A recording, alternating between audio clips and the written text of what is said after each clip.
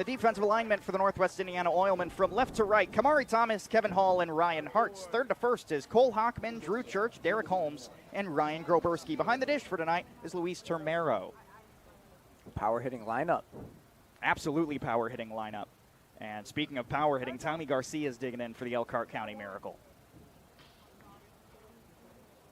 Tommy playing shortstop today. Sometimes a pitcher, I mean, he's a fantastic guy. I haven't seen him usually because I was talking with AJ Van Bogart, their player manager. I was like, where's Tommy been?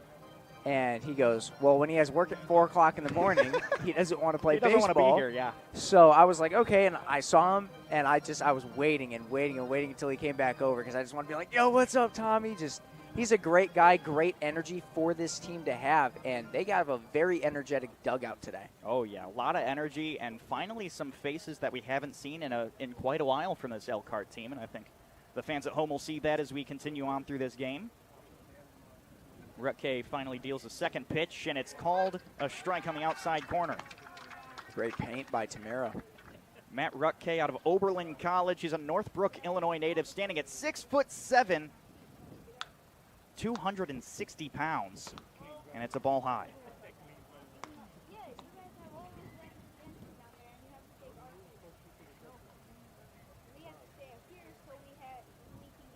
Here comes the 1-2. Swing and a miss. That's strikeout number 1 for Matthew Rutke, and it's the second out of the top of the first. We do have a strike zone prop, or a strikeout prop bet between the 4 boys in the booth. We have said that the 2 starting pitchers, or the line is that the 2 starting pitchers. Get this, folks. Listen to this number. The 2 starting pitchers could combine for 18 and a half strikeouts. That's the line for today. All 4 of us took the under up here in the booth. And that might sound like a line of, why would you have that? That sounds like an easy sweep. Well, you got the 2 best pitchers in the league. Yeah. Yeah, absolutely.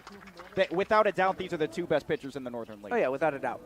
Or at least 2 best starting pitchers in the Northern League. I don't know if Amon Khan and Jackson Montgomery, comparing their numbers, might be a little bit stronger than the 2 starters we have today, but that one called a ball. Possibly could have brushed the black on the outside. Not sure. No, I don't think it did. I just think that was a great frame by Termero, but just didn't frame it enough for the umpire to call it. And I believe, yes, this is Hardy up, who's recovering from a wrist injury. I was asking him for the game. I asked him, I was like, how's your hand feel? And he goes, my hand feels fine. Doesn't hurt at all when I swing. It just hurts when I, move my hand up to get a ball. For a frame. Yeah. So if I frame anything, it hurts a little bit. So I think he's pretty good. Shot down to Hockman, who scoops it up, and it's an overthrow. Something we don't see very often here from Cole Hockman. The throw is off target. Hardy slipped over second base. I think that goes in the books as an E5. I'd give it an E5. That's it was a an little E5. bit of an overthrow. Tough play, though. Had to get it at the edge of his glove. Still no room for that. Throw just a little bit offline. And this is why you want to keep your players engaged. The first at-bat of the game, we saw a ground out to second base. And the last time that we've seen Rutke start and the first at-bat is a ground out to Derek Holmes at second, it was an error to start the game. When you keep your players engaged, technically there's going to be a more amount of errors, but there's a less chance of you getting an error because they're going to always be getting that practice of grabbing the balls. Yeah, absolutely. And that's chopped foul by Dionde Johnson, who has played 4 games for Elkhart so far, batting .500. Yeah, he's absolutely phenomenal. He's they brought him here just to hit, yeah, and that's what he's doing. He's only been a DH so far, and hit he has done. Yeah. Released from the Rays, I believe, in 2024. He chops it foul once more. The count goes 1-2.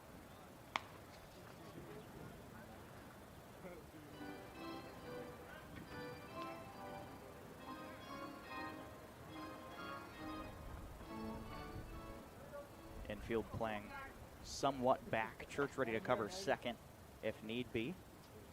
And it's roped out to left. Thomas has to cover a lot of ground. He's not going to get there. Johnson's rounding first and headed to second. There might be a play there. It's an overthrow.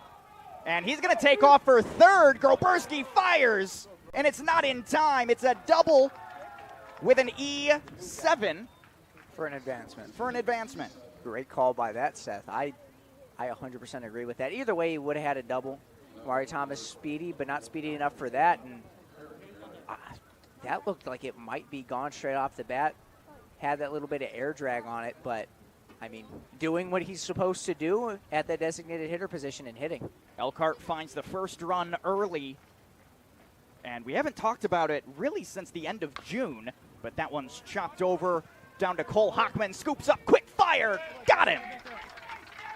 And that will end the side. Elkhart strikes first, but the Oilmen still have a lot of energy. We're here for more Oilman baseball right after this break on the Region Sports Network. There's a shortage of roofers across the country. Here at Roofers Local 26, our signatory contractors are in need of a well-trained workforce, and it's our job to provide that workforce. We are looking for people that are self-motivated, people that are reliable, people that are willing to give a hard day's work. In return, they get a good paycheck with good benefits. This is not a job, this is a career. If you're willing to put the time and dedication in, we're willing to provide you the tools and training necessary for you to succeed in the roofing industry. We've been doing this for almost 100 years. We know how to get the job done.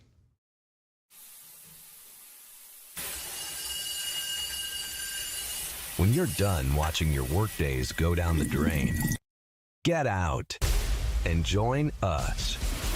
Out here, we don't scrub, we screed. The only drying is cement, and it's okay if things get dirty.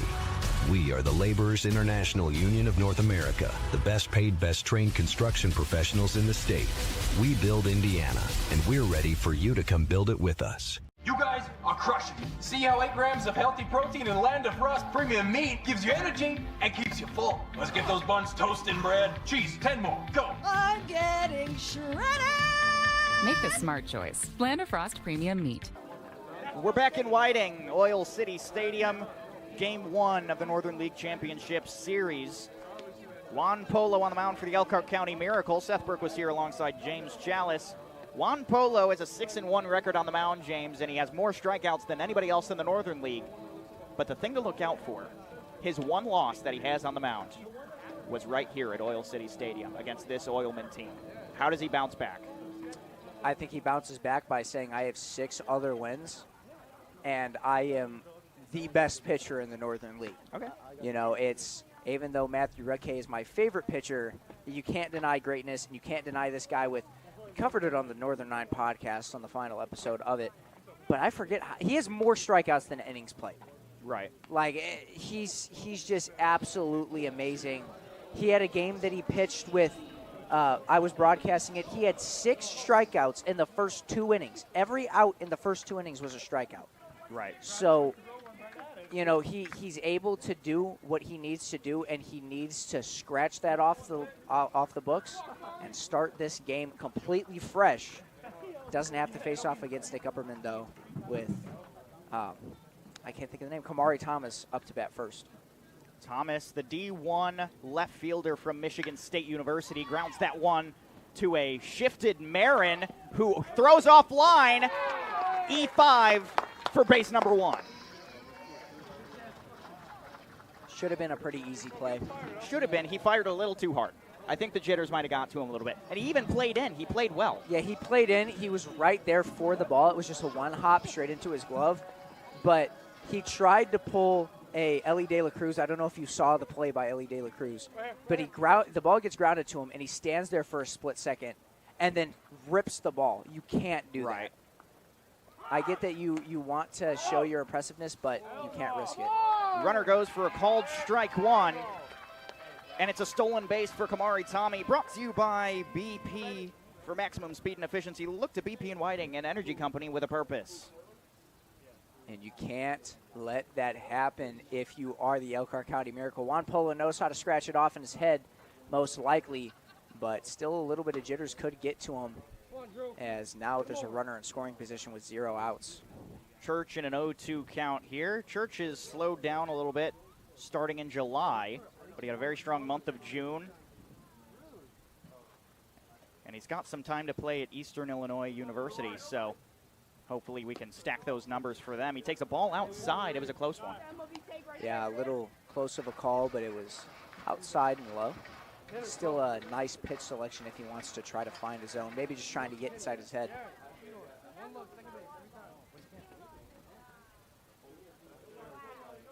And now the 1-2. Foul back, we'll do it again.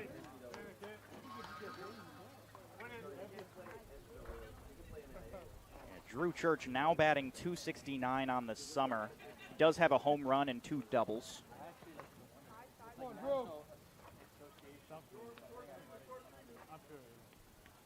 We'll do the pitch again. Thomas hefty secondary, and it's swung on and missed. Strikeout number 1 for Juan Polo, and get used to that, folks. Yeah. Like I said, it's strikeout master, leads the league in strikeouts, has more strikeouts than innings played. It was actually the first 7 outs of the baseball game were strikeouts by Juan Polo. Like he's a different breed. Ryan Groberski back up. He had a pretty slow week this past week. We'll take a ball inside. I think if you're going to have an off week, I think the week before the playoffs might actually be the week to slow down a little bit, because now there's probably a fire in him that we've never seen before. Yeah, you're due up for a good game in the playoffs, and if he can have a good game into the playoffs, that might be what this team needs to win it all. Hard swing and miss on the fastball. Count goes 1-1. Polo, before he had a bit of a shoulder injury, was on camera pitching 101. Now, since the injury, is still down to about 94, but that's still a very hard velocity throw to guys here in a summer collegiate league. And he rips that one out to left. Van Bogart makes the grab. Kamari has to hold it second. It's out number 2. Yeah, I'm surprised he grabbed that. It was a bad first step. He had a rough first step. Not to be too blunt with it, but that was a bad first step. But able to in a very good manner, correct himself to where he could make the grab on that ball. And we could see it from up here when he grabbed it. It looked like the ball was popping out, so he just grabbed it by the edge of his glove. But a grab is a grab, and that is 2 outs. Cole Hockman takes a curveball outside for ball number 1. He's batting .386 on the year. Hockman currently 3rd in the league in RBI. Another opportunity for him here with a tying run in scoring position in the bottom of the first. Called strike, fastball down the middle. 2nd in the league in hits. He's only 2 behind Nick Upperman. And Nick Upperman's not here for the playoff series, so Hockman potentially inching his way into first with a little asterisk next to it. But well, yeah. Nick Upperman, though, didn't play the entirety of the season. He was gone for a few weeks. Fouls that one back into the stands. Count goes 1-2.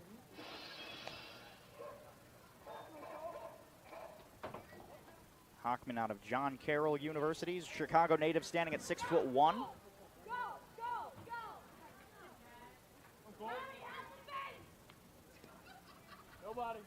And the 1-2. Down and away, ball 2. Thought that one was going to get by Hardy for a second. I didn't expect Polo to misplace a pitch that poorly. I mean, Hardy's good catching, and hopefully his hand feels good after that one.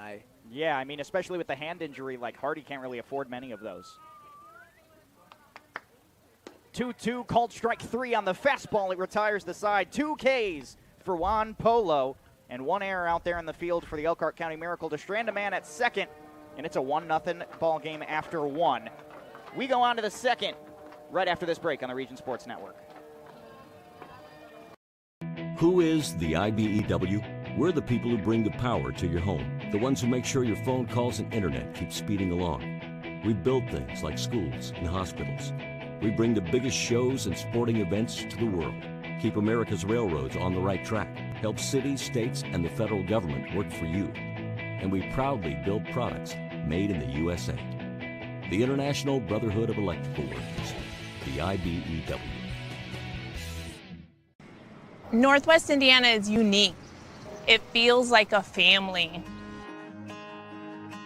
I'm proud to partner with BP for small business development, for supporting homeless shelters. There are many benefits, not only for job creation, but economic growth and development, their commitment to community. Hear more from Monica and the Whiting community. BP.com/Whiting. Some things are just better left to the professionals. We're talking about those projects that involve sparks, a little smoke, and a lot of head scratching. For all of your electrical needs, you can always count on the highly trained experts at IBEW Local 697. They're the ones who keep the power on, ensuring the community runs safely. The second inning of championship baseball is brought to you by IBEW Local 697. Matt Rutke out on the bump has an unearned run against him so far, thanks to a little mishap out in the field. But I'm not going to put all the pressure out there on the fielders today. That's not what this is about. But it is good to have. Well, you know what? Do put the pressure on the fielders. And you know why I say that? Why do you say that? Number one, Matt Rutke is going to keep on pitching to where that ball goes to the fielders. Right. Number two, Hockman made the error. Immediately after, runs in to make a tough play, trips on his own feet while he's throwing the ball, still delivers it to first in enough time to get the batter out to end the side. So, I mean, it already looks like he's recovering from that error and he's letting it slip his mind. And I feel like it's easier to get over you committing an error in the field than to get over you allowing an earned run in the first.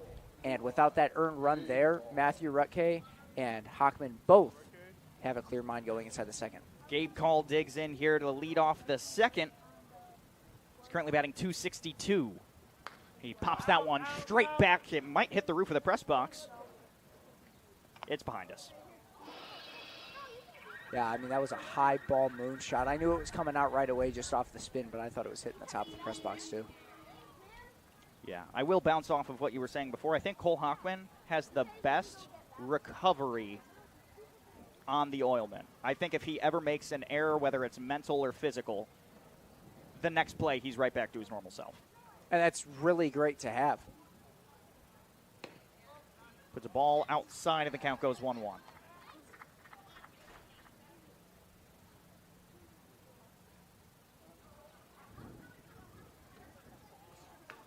Fouls that one back into the netting.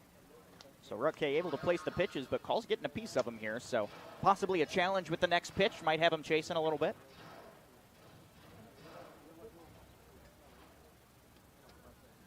Yeah, this is the time that you want to throw a ball that you can get him chasing on. Here comes the 1-2. Nope. And time call.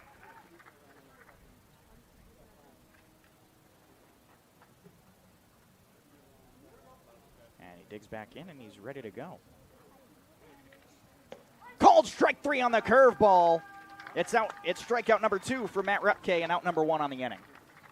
That's 4 strikeouts so far, That's Seth. 4 Ks. They're running it up. We're on our way to 19, ladies and gentlemen. That's a lot of strikeouts, man. There's so many outs. That's so many strikeouts in such little time.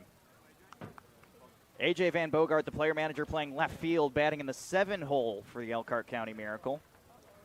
Couple mishaps at the plate as of recent, so he's currently batting .239. He's kind of rebuilding his swing, if you will, after some injury mishaps. Yeah, he had an injury, so he had to change his swinging motion.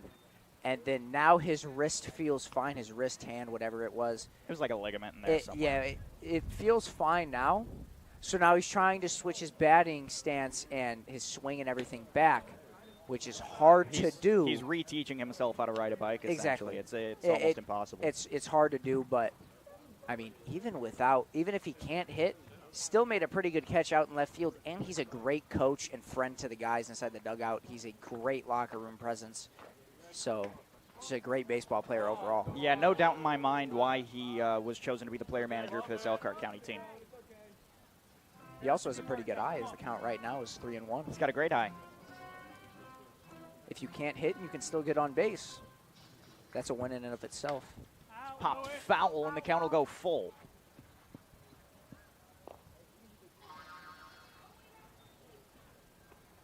Rutke at 9 pitches on the inning.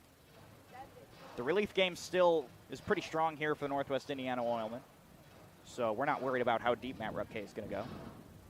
But I would like to see him try and contribute to that strikeout count before he ends up leaving the game. Even though we both took the under on it.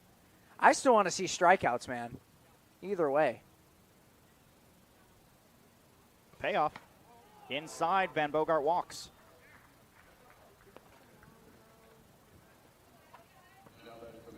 So man on first. It'll be Colton Fallbush to dig in, today's second baseman. He's batting .294 in his first 5 games. This is only his 6th game. Yeah, a little funny tidbit. I wonder if you'll find this funny. Before the game, I was talking to him. I went, "Do you know what you're playing today?"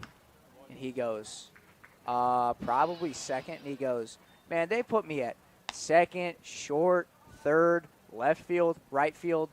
I'm a first baseman, man." They don't play me at first base. And I just found that absolutely hilarious. Not when Trace Lelliart's on the team. No, sir. Called strike on the inside corner. That pitch broke. Yeah, Fallbush a little bit upset. I don't know if he's upset at the call or upset at himself, because nasty pitch from his perspective. It might have looked like a ball, but from up here, that looked like a strike. That was just an amazing pitch. Swing and a miss. It's strikeout number 3 for Matt Rutke. The total goes to 5. Oh, my good. I wonder what he ate. He had to have eaten his Wheaties this morning, because he's feeling different. He showed up to the game dripped out. He had his little button down like half open with the white tee underneath. He had like the black dress pants on. Black dress pants. That's not English. Swing and a miss. Maybe the swag's getting him lost in the sauce. Kyler Dietrich is the 9-hole hitter. He's playing first base today. Yeah. Dietrich was playing first base the last couple times that the Generals faced off against the Elkhart County Miracle.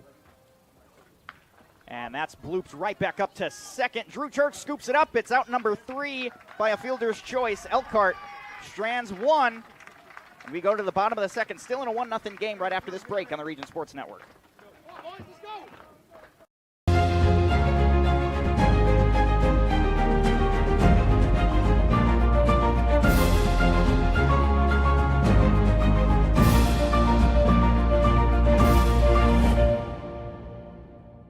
We don't go to the office, we build it. This is a truism with Ironworkers Local 395 and the Northwest Indiana Contractors Association. Our goal is to exceed our customers' expectations. We provide a skilled, OSHA-trained, drug-free workforce, as well as many other certifications from our 4-year training program.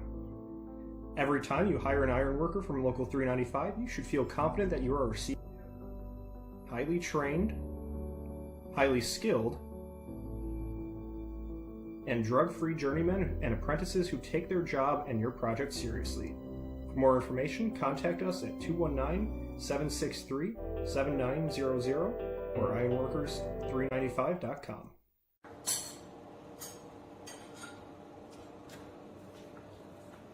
No one ever called it the great indoors. Get out and join us. Our hands are the tools. The outdoors is our office. And our climate control is the climate.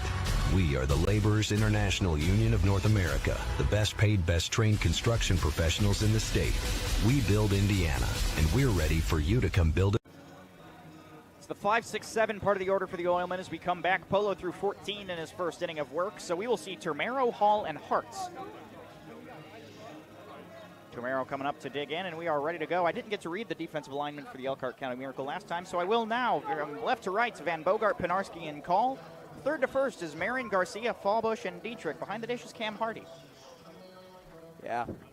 I mean, great defensive team that they have. Very strong defense. In Elkhart. And it's usually weird to see such a fantastic hitter like Termero this low in the lineup.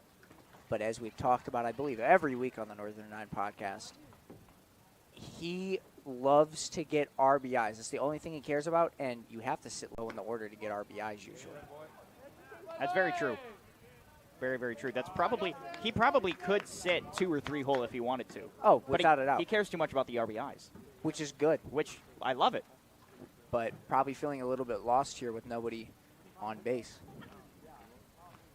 And he rips that one foul on the right side all the way towards the houses out there. the soundboard by Jovi Savalio it made me think it shattered somebody's window. Yeah, actually made me think somebody yeah. needed an insurance claim. Wind's blowing quite steadily from left to right here. So Termero's going to have to go oppo if he wants a deep hit here. And he swings and misses. It's strikeout number 3 for Juan Polo, and it's the first out of the side. Termero was swinging for the fences, though. I'll give him that. Well, that one was a tad high, and I don't think Termero was ready for that. No, but he was taking heavy hacks at it. Even that foul ball that he knocked off, the timing was off, but if that timing's on, that ball's hit hard. Yeah, I think for Termero in that at-bat, it might have just been about sitting fastball versus off-speed. You know, he might have just been looking for an off-speed pitch there, and it got buzzed by him. But Kevin Hall digs in. And he rips that one to short. It's Tommy Garcia who fires to first. It's out number 2. Nice little split there at first, just to get him out. Dietrich with a amazing play. And Garcia had a lot of errors in the first half of the season. Well, I mean, he plays shortstop and he's a pitcher. So he pitches, does shortstop, everything like that. So, I mean, I don't expect him to constantly make these big plays. Ryan Hartz takes ball 1 outside. I guess what I'm really saying is that he hasn't had a lot of errors in the second half. That's really the point that I'm getting at, is that the development that we've seen from Garcia throughout the season has been very strong. The 1-0 fouled off. He's also had less and less errors the more and more he plays shortstop. Because when he stops going pitcher, shortstop, and he consistently plays it short, fewer errors are made because he's always locked in on that shortstop position. Polo picks the 1-1 pitch. Ball outside on the fastball. Hart's batting .244 with 6 extra base hits. He's got 20 RBI on the season.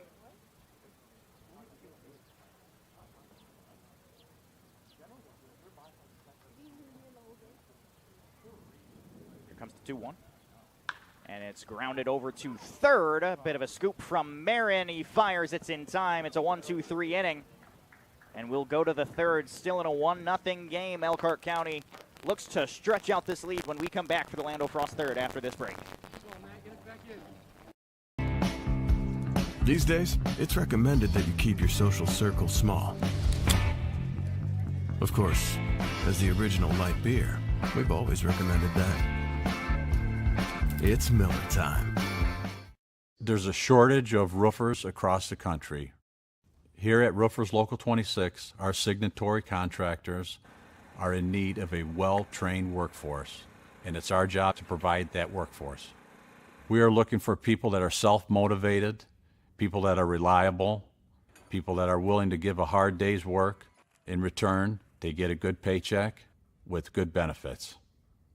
This is not a job, this is a career. If you're willing to put the time and dedication in, we're willing to provide you the tools and training necessary for you to succeed in the roofing industry. We've been doing this for almost 100 years. We know how to get the job done. You need 3 things to make a sandwich. 2 of them are bread, and 1 of them should be Lando Frost lunch meat. Wholesome and affordable, their premium sliced meats mix perfectly with fresh ingredients. Pick some up at your local grocery store today. The third inning brought to you by our good friends at Lando Frost. That's Matt Rutke, 32 pitches in through the first 2 innings. He's got a strike percentage of 65. Yeah, and he's thrown more strikeouts than we expected up here, Sam. But yeah, I mean, we were talking about he pitches for contact, and in 2 innings, he got 3 Ks. I mean, even if you pitch for contact, getting an out is getting an out.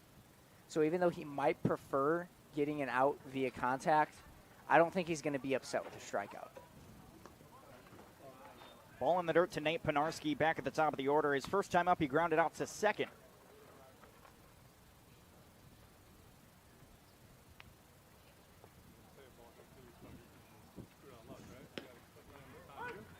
Called strike 1, and we're off and running for Rutke.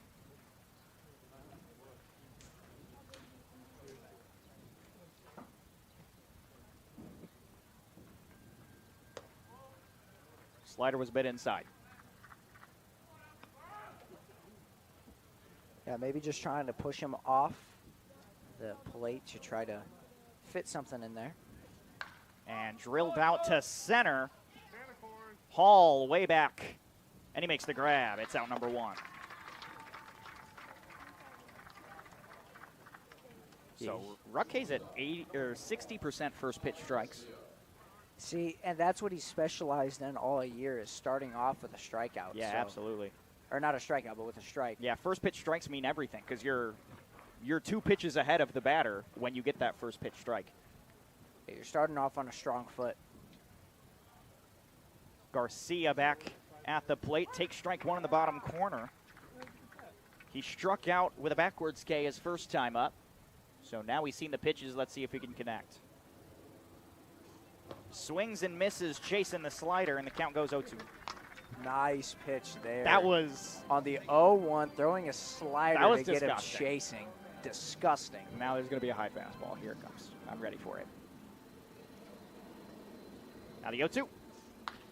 Blooped out into shallow center. Hall's chasing after it. He makes the grab, and it's out number 2. Almost seemed like it was out in no man's land a little bit. Hall didn't know if Hartz was going to call it. Hartz didn't know if Hall was going to call it. Holmes was somewhere in the mix there. But I was right on the high fastball, and it got blooped out to shallow right. Yeah, I was going to say, you were right on the high fastball. And you know who else was right on the high fastball? Tommy Garcia. Tommy Garcia. Lucky for the Oilman, he did not blast that one straight over that Laborers Local 41 sign. Slider misses for ball 1 to Cam Hardy. His first time up, reached on an error. I will say this could be the Hall inning, because first grab was okay. That grab had to cover a lot of ground. Oh, yeah. And he had a good job of not losing the ball, making the grab. Both of the outs of this inning are from Rutke to bat, straight over to Hall. And he dribbles that one foul on the left side. He finally gets a 2-1 count.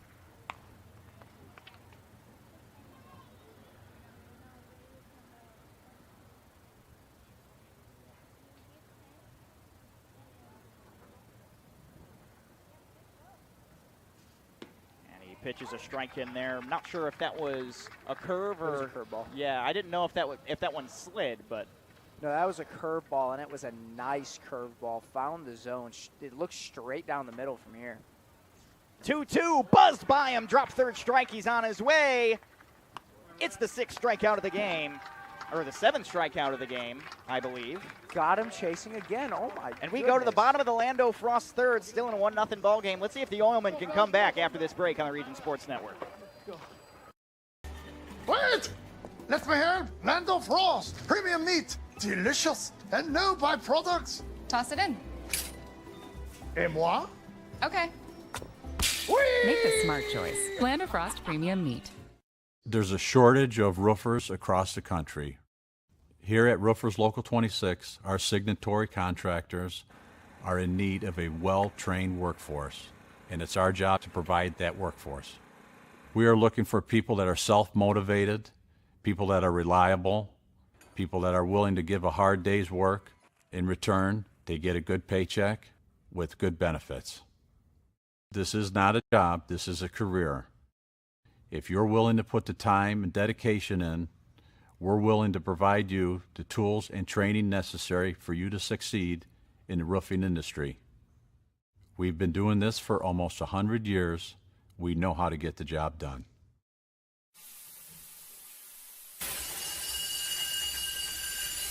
When you're done watching your workdays go down the drain, get out and join us.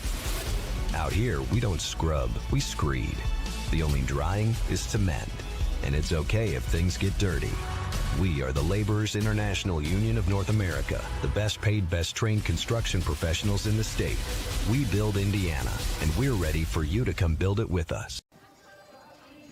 We're back here at the bottom of the third. We might have to slow down a little bit as the sprinklers have kicked on in right field, just back there at the warning track.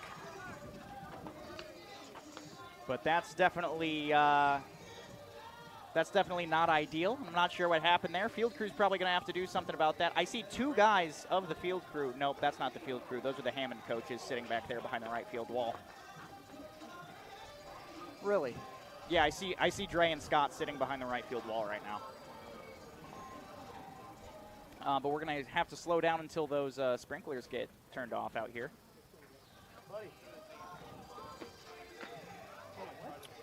Not sure what we're going to do about that, but Juan Polo takes the bump here.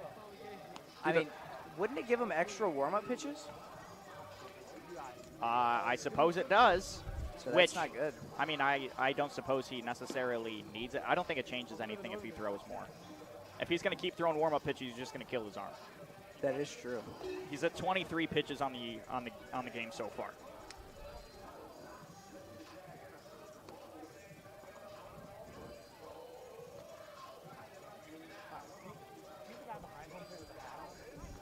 Still trying to figure out what the situation is out here in right field. I don't know if phone call needs to be made, and now it's dry. We're ready to play.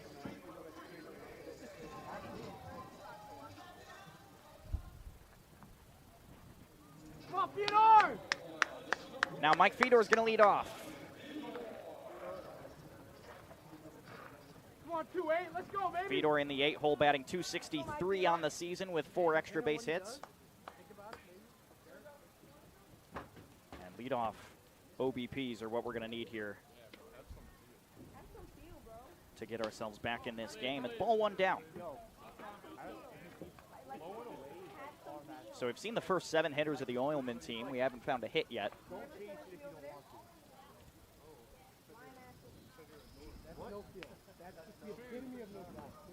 And a swing and a miss for strike number 1. Yeah, nice pitch selection there, just going back to the well.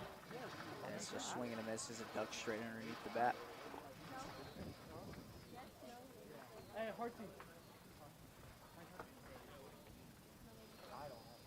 Polo kicks and fires. It's downstairs, ball 2. Yeah, I think that one just came out of his hand wrong. So I haven't brought this one up yet, but our second prop bet that we opened up for the boys in the booth is total runs being at 7.5. We're at 1. It's not earned runs, it's actual. It's total runs. And Fedor rips that one foul on the right side. Count goes 2-2. You and I took the under on 7.5 total runs. Obviously, the starting pitching staff for both teams being very strong. Let's go, baby! I know both teams' relievers are going to be very strong. Aman Khan will be closing out for the Oilmen tonight in the 9th. That has been official. Unless one of these teams gets extremely ahead and they want to save Aman for tomorrow. Come on, Mike. You got it. It's a full count to the leadoff Fedor. Polo fires. Swing and a miss. It's another K. Strikeout number 8 on the day, but it's Polo's 4th. Now we go to Derek Holmes, the second baseman.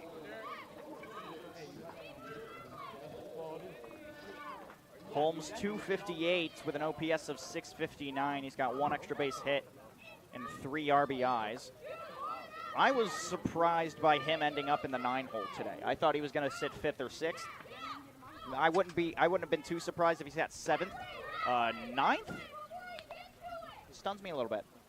Yeah, I wonder what Coach Mike Caston's thoughts were putting him in the 9-hole, but, I mean, he knows his team better than I would say either you or I know their team, but puts him down there, and we'll see if he can do anything. 0-1 finds the zone for strike 2. On, one good thought. Let's go. He's quickly behind.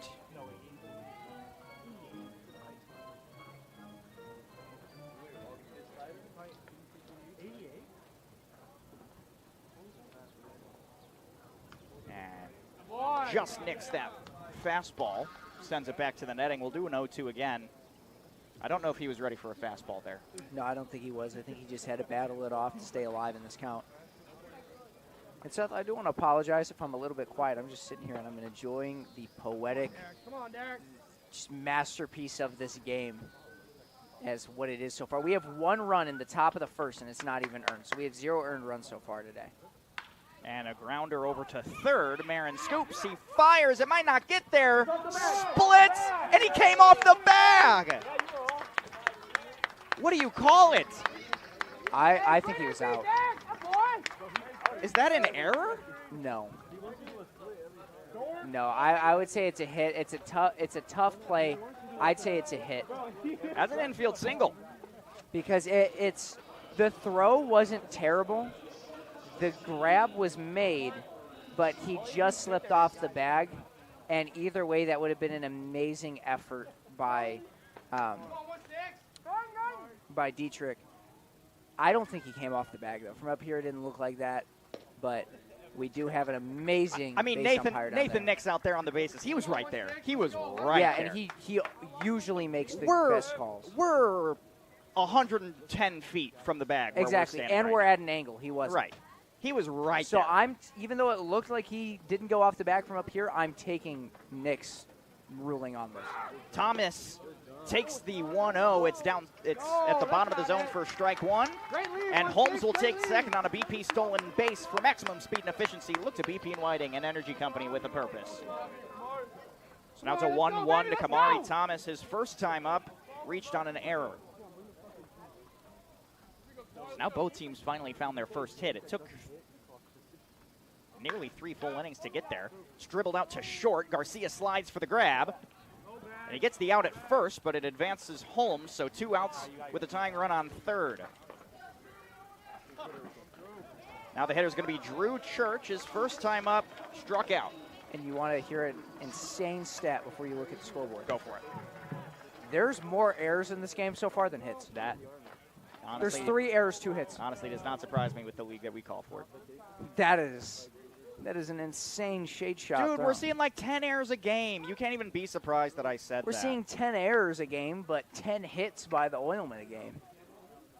I mean, I guess that's right.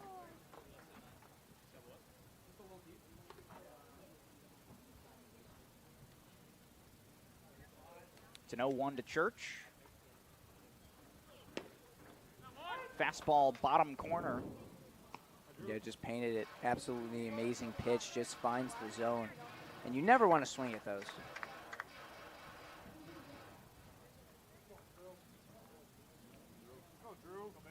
Church with runners in scoring position is 161. Takes that one inside. It's a ball. He usually likes to hug that plate, so when the pitches look inside, it's possible it's a strike. No, that was a good check swing by him. Was thinking about swinging to just check it and knock it off foul before it reached the plate, but decided not to, and it was a good call by him. And he swings and misses. It retires the side, and it's the 5th K for Juan Polo. The Oilmen strand the tying run on third. We go to the 4th, still in a 1-0 ball game. You're watching Championship Baseball on the Region Sports Network. Are crushing. See how 8 grams of healthy protein in Land of Frost premium meat gives you energy and keeps you full. Let's get those buns toasted and bread. Cheese, 10 more. Go. I'm getting shredded. Make the smart choice. Land of Frost Premium Meat. Who is the IBEW? We're the people who bring the power to your home. The ones who make sure your phone calls and internet keep speeding along. We build things like schools and hospitals. We bring the biggest shows and sporting events to the world. Keep America's railroads on the right track. Help cities, states, and the federal government work for you. And we proudly build products made in the USA. The International Brotherhood of Electrical Workers, the IBEW. There's nothing quite like the sound of rain on the roof, unless that sound involves a couple drops falling from the ceiling. For the peace of mind that comes with the job done right, you need the skilled professionals at Roofers Local 26. Their expert craftsmen are trained to protect your most important investment from the elements, ensuring a safe and secure home. When it comes to your roof, they've got you covered. The 4th inning of Northern League playoffs is brought to you by Roofers Local 26. The tune of Unwritten by Natasha Bedingfield, serenading Oil City Stadium here as we reach the top of the 4th. Diondy Johnson's going to be the leadoff hitter for the Elkhart County Miracle, and he's got the RBI. Yeah, I mean, he has the only hit that this Miracle team has on the day, and it was a beautiful one at that. Hitting Oppo to start off. Yeah, and it wasn't just Oppo. It was Oppo nearly to the wall. Yeah, he hammered it. There's a reason why he was in MLB affiliation. Right. And I think Rutke knows that as he's about to take the bump here. He's probably not going to be too upset if a walk ends up happening here. see if you can get him chasing, but anything in the zone is dangerous, especially for a hitter that was batting 500 coming into this game. Well, and it's hard if you're Rutke because you can't really get him chasing. I mean, when you're a righty, it's hard. It's hard to get somebody that bats like Johnson does. 1-0 is swung on and missed for strike one. Yeah, especially in this righty versus lefty matchup, you're kind of expecting lefties against Rutke to perform slightly better. Not a ton better, just a little. Curveball finds the dirt. It's 2-1. I don't know if you know this, James, but our bullpen for the Oilmen, they call themselves the Creamery. And that one's rocketed out to left. Kamari Thomas stretches out, and he drops the ball. He picks it up. It's a single for Diani Johnson, the leadoff. He stretched out. I thought he had it for a split second. Yeah, I thought he had it and might have popped out when he hit the ground, but couldn't make the grab. Luckily, Johnson only made it to first. If he would have known that was dropped, that's a double all day. Eric Marin, the third baseman. Takes ball one outside. Termero looking for a back pick here. Marin grounded out to third his first time up.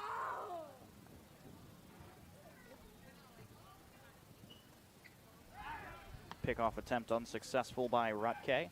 And you know what I'm really excited about, Seth, and what I'm going to do tonight? What? I'm going to go home.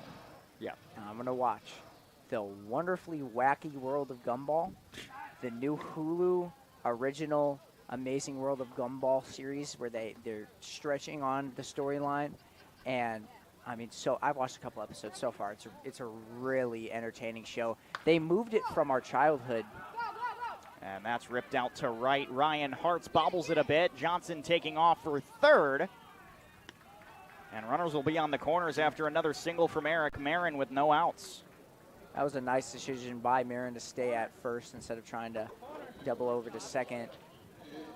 But, I mean, it's surprising with somebody of his caliber of a baseball player to not reach second on that. That is very surprising, and that shows the absolute arm that Hartz has on him. Yeah, I mean, you saw the cannon from right to second. That was a hard-thrown ball. But anyway, they fluctuated Amazing World of Gumball from a childhood show when we would watch it to now it's, I wouldn't say built for teenagers, but it's a really good show.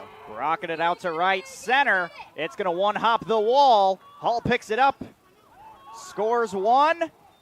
Marin on his way home. There's a play at the plate. He's tagged. He's out. That's one out, but it's an RBI double for Gabe Call. After deciding to have a good play where he stays at first, should have stayed at third, but these arms are amazing out there to get that ball over to the plate, and I mean, with no doubt at all, Tamara was going to tag him out at home. Now A.J. Van Bogart digs in. He walked his first time up. It's a 2-0 ball game with a runner in scoring position. Swing and miss, strike one. Could not see that pitch at all. He was a few inches off of that pitch underneath it. He thought that was going to dip way more than it did. Great pitch selection by Rutke. And I wonder what this is about. Maybe just getting a different ball. Yeah, I don't think Rutke likes that one. We'll get a new one.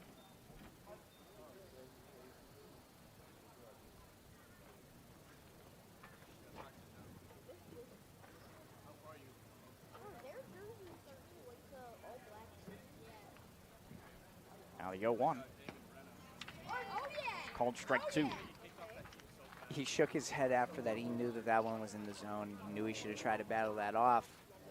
Just watched it go straight in, but we'll see what he can do on an 0-2 count. Call on second. And pitch is in the dirt. Call will make it to third on a 1-2 count.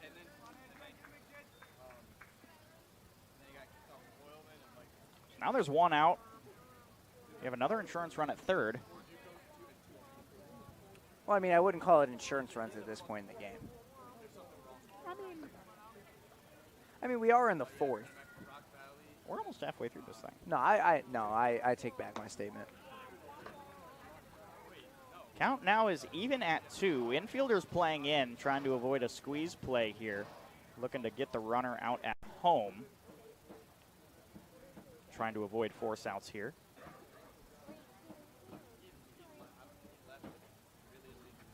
Called strike 3. Van Bogart goes down looking.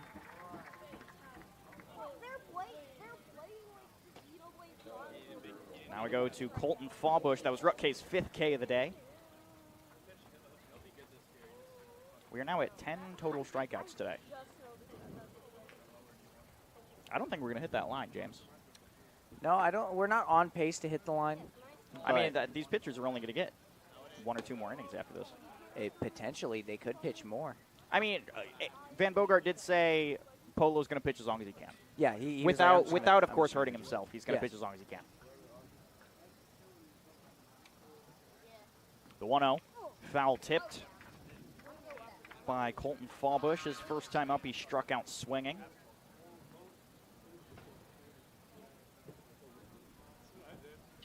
Yeah, the last time we were here, we saw a nasty slider by Rutke.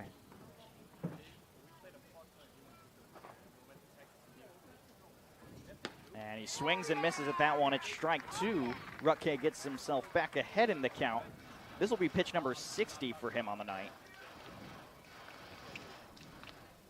He's getting a little bit higher up inside that pitch count, but they've been making contact with a lot of balls this afternoon.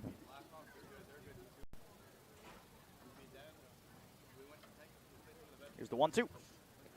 In the dirt, and Call will make it home. It's a 3-0 ball game.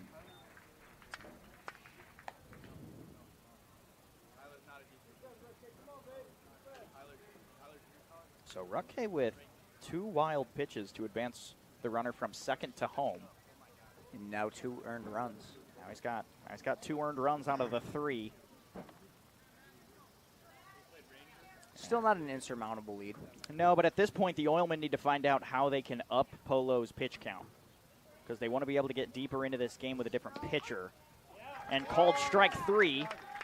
Rutke gets number 6, and that's 11 total strikeouts on the night. We'll go to the bottom of the 4th. The Oilmen need 3 to stay alive. We'll see if they can right after this break. Northwest Indiana is unique. It feels like a family. I'm proud to partner with BP for small business development, for supporting homeless shelters. There are many benefits, not only for job creation, but economic growth and development, their commitment to community. Hear more from Monica and the Whiting community. BP.com/Whiting.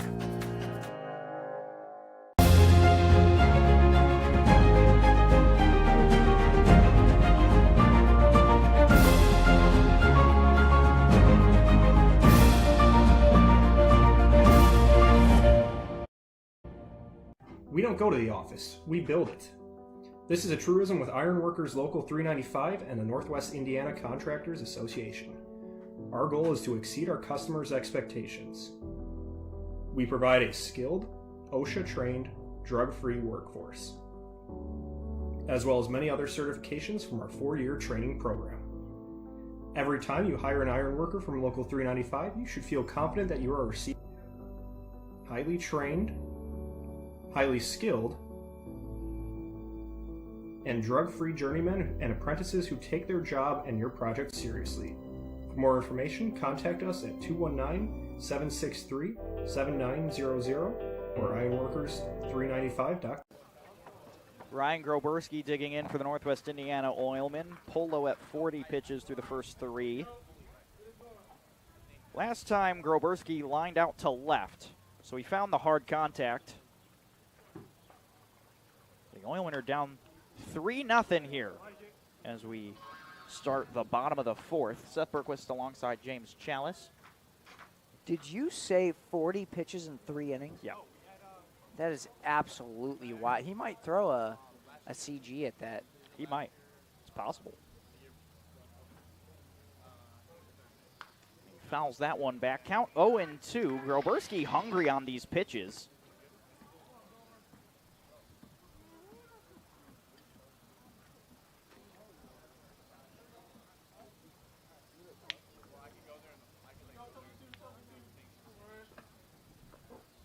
Polo delivers the 0-2, and he swings and misses. A 3-pitch strikeout, and Polo gets his 6th. Yeah, that just came in with heat. He knows how to pick his pitches. And that strikeout right there on Groberski is a great way to start it. Hockman back up. He struck out looking his first time.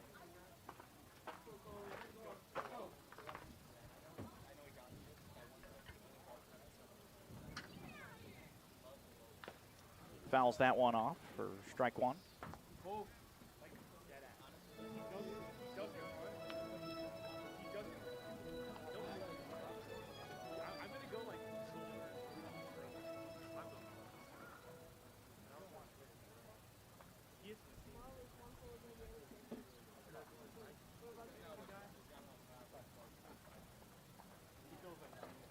The 0-1 is swung on and missed. Somebody needs to run out there and give Cole Hockman a velo slap. Go, Cole. Double 2. 5 straight strikes from Polo here to start the inning. Coach, you think they're big lefty? Like I said, he seems to know how to pick his pitches.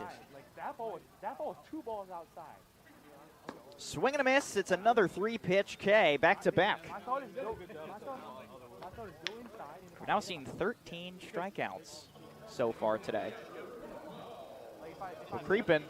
Juan Polo's We're pushing creeping. towards that number. All 4 of us up here took the under, because even at 18.5, we were like, there's no way. I made the line. Like, well, I didn't see Matthew Rutke getting as many strikeouts as he's getting. No, he's at 6. I think this is the most strikeouts I've seen him throw in a game. At least in 4 innings, yeah. Luis Termero takes ball 1 outside on the fastball. His first time up, he struck out swinging.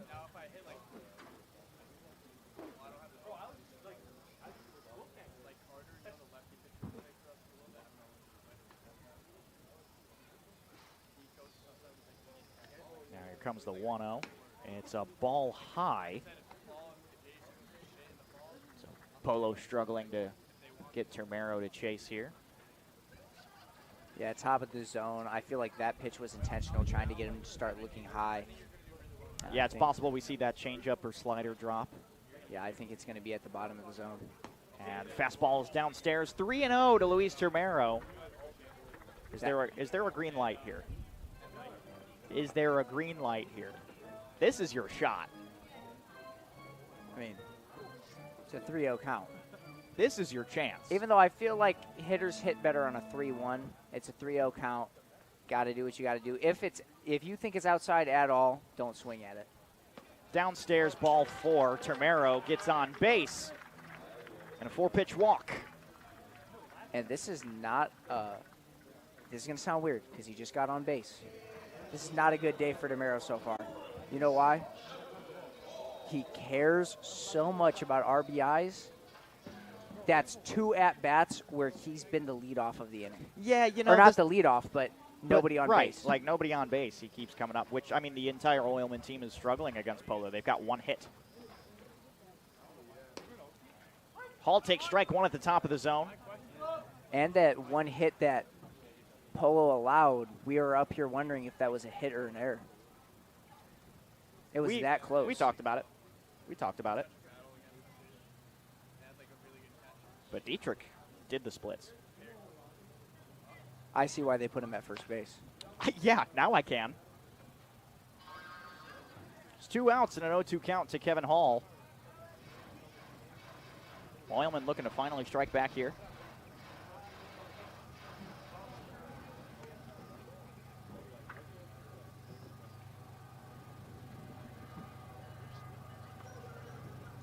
Called strike 3. It's strikeout number 8 for Juan Polo, and it ends the 4th. The Oilmen still scoreless through the first 4 innings of the game.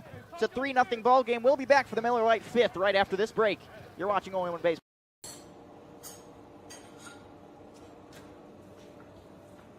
No one ever called it the great indoors. Get out and join us. Our hands are the tools. The outdoors is our office. And our climate control is the climate. We are the Laborers International Union of North America, the best paid, best trained construction professionals in the state. We build Indiana, and we're ready for you to come build it with us. These days, it's recommended that you keep your social circle small. Of course, as the original light beer, we've always recommended that. It's Miller time. You guys are crushing it. See how 8 grams of healthy protein in Land of Frost premium meat gives you energy and keeps you full. Let's get those buns toasting, bread. Cheese, 10 more. Go. I'm getting shredded. Make the smart choice. Land of Frost Premium Meat. Here in Northwest Indiana, whether the game's heating up or the sun's going down, there's nothing quite like finding yourself in the right place with the right choice in hand. And for many of us, that choice is a cold Miller Lite. Great taste, less filling. Please drink responsibly. Yeah, that's a big part. 5th inning of baseball, brought to you by Miller Lite. Yeah, if you're going to be drinking, drink responsibly. They're celebrating 50 years of Miller time. Really? They are.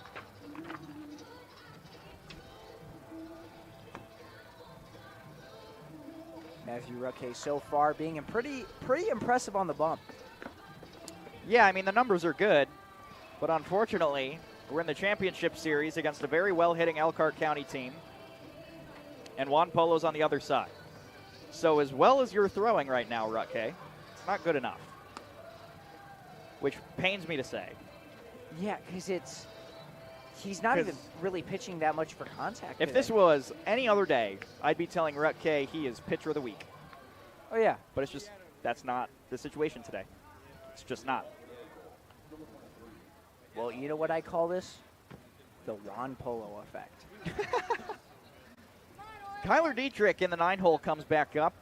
Grounded into a fielder's choice his first time up to end the side. Called strike 1. Ruckay and Polo both have given up 1 walk. 1 free base. Dre up inside the stands. Scott still out on the right field. Yeah, I still see Scott sitting on what looks to be a bucket. It literally just looks like he's sitting on a bucket in right field right now.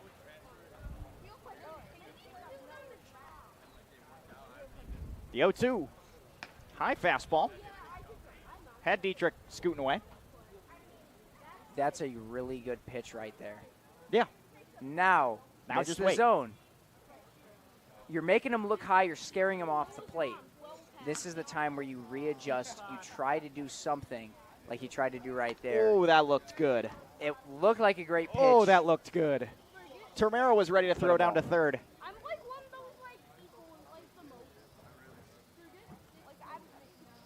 Now the 2-2 buzzes by him at strike 3. He gets that adjustment right there. Those are the pitches that I was expecting to see after that high inside fastball, because it's usually you want to scare someone off the plate. That way you can throw something somewhere adjustable. Now, James, that's 15 strikeouts. I mean, we're seeing that's 15. 15 already. That's 15. Oh, the over's happening. I think it's coming. I just didn't expect Matthew Ruckay to. No, I didn't know Matthew Ruckay was going to throw amazing. 7 freaking strikeouts in the today first and 4. ate his Wheaties. He put protein powder in his Wheaties, 2 scoops. 2 scoops. And he's been pitching great. That was in a 2-0 count. Penarski, the leadoff, his first 2 times was a ground out and a fly out. I'll talk about it now. The beginning of the order is not the part of the order that's scaring me for the Miracle. It's Hardy, Johnson, Marin, and then Call. Like, Johnson, Marin, Call is probably the best 3 hitters of this lineup right now, and it's the 4, 5, 6 slot. You're in the heart of the order is when they're actually hitting the best.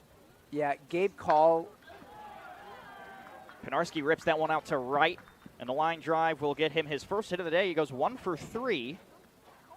So man on first with 1 out. Gabe Call, if I had to give him a comparison in somewhat mentality to somebody in this league, it would be Luis Tamero. He cares about being a team player and getting his guys to cross the plate. Right. Which is why he sits at the 6th. That way he can be cleanup, but at the same time he's not at the bottom of the order. Ball 1 to Tommy Garcia with a strikeout and a fly out to center. 1 on, 1 out. Elkhart has 5 hits.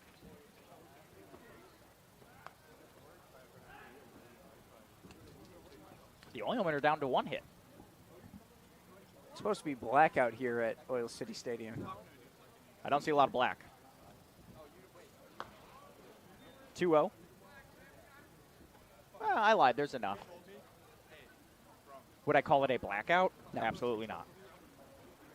And I love blackouts and whiteouts. Oh my, like a Penn State whiteout. Oh, yeah. The British mind cannot comprehend.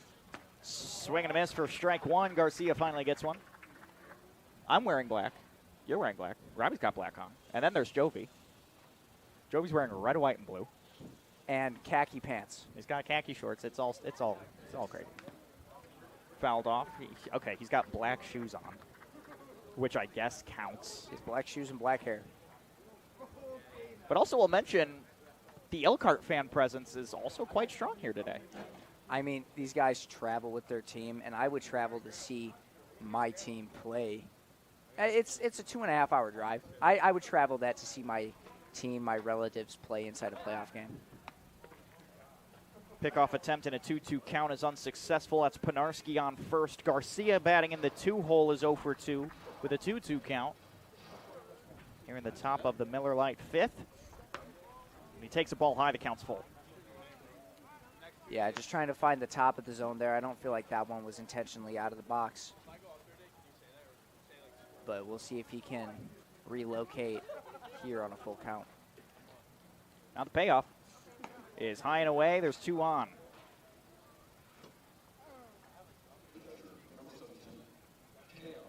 Now we'll go back to Cam Hardy. He's 0 for 2. He has a reach on an error and a strikeout.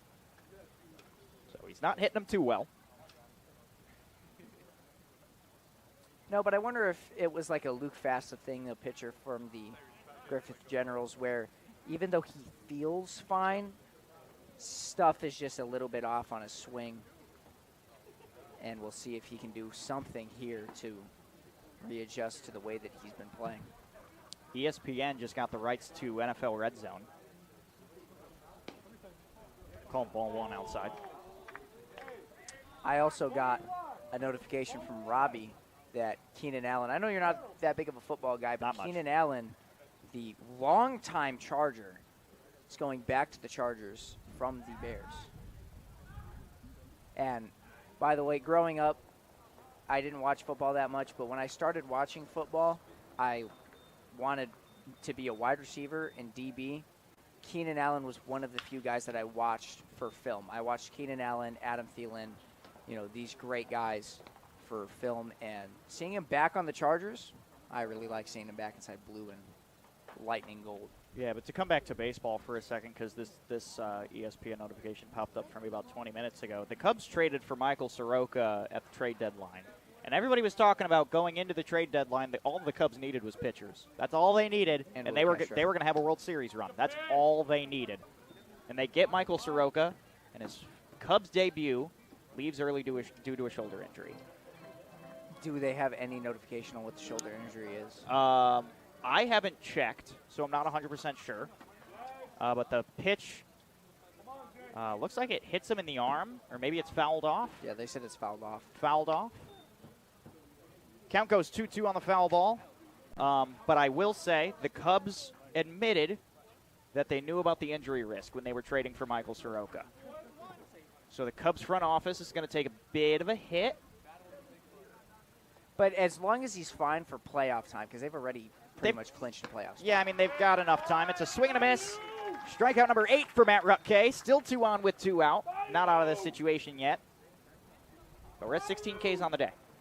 16 Ks. This is big. But no, I think that the Cubs are going to be fine. They got him. They got Willie Castro. I don't know if you know too much about Willie Castro. I do know Willie Castro pretty well. Great. No, I wouldn't say overly spectacular player, but he's going to play wherever you need him. Yeah, I think he's going to end up playing third for the Cubs, most likely. Shaw isn't a super great third baseman. He occasionally has his good days at the plate. I mean, but I don't think full-time we should have a guy like Matt Shaw playing third base. I don't know when I saw this stat, but I remember seeing a stat. Actually, the Cubs game I was at, Matt Shaw hit a home run 5 feet to my left. Yeah, that's right.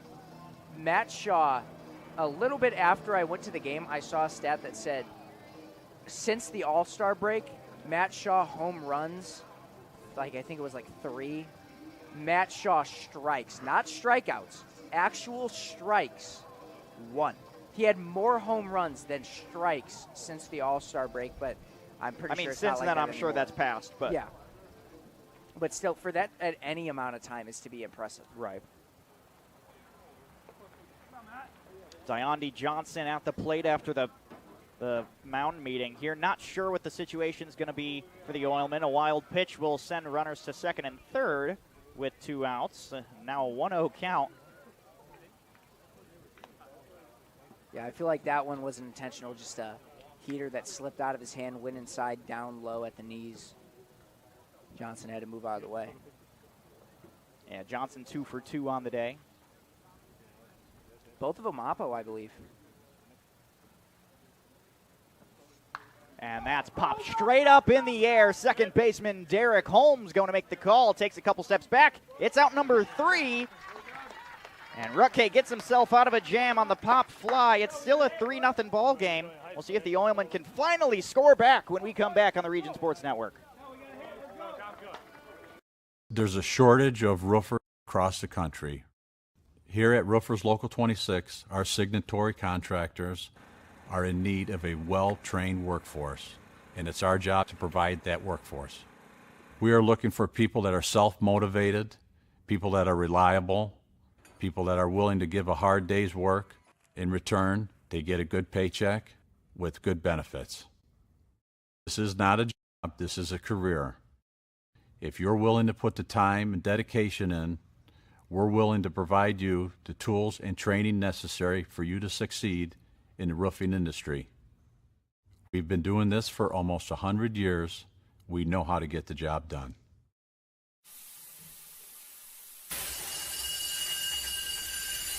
When you're done watching your workdays go down the drain, get out and join us. Out here, we don't scrub, we screed. The only drying is cement, and it's okay if things get dirty. We are the Laborers International Union of North America, the best paid, best trained construction professionals in the state. We build Indiana, and we're ready for you to come build it with us. You guys are crushing it. See how 8 grams of healthy protein and Land of Frost premium meat gives you energy and keeps you full. Let's get those buns toasted, bread. Cheese, 10 more. Go. I'm getting shredded. Make the smart choice. Land of Frost Premium Meat. Back here for the bottom of the Miller Lite fifth. The throw down to second. Polo's at 53 pitches through 4. Ryan Hartz will lead off. We're at the bottom of the order. Hold on, Seth. Give me a second, because I got to do this math. You said 50. How many pitches? 53 across 4 innings. 53 across 4 innings. Okay. So let me get the exact numbers. Yeah. That is 13 and a quarter pitches an inning. Yeah. That is absolutely amazing so far.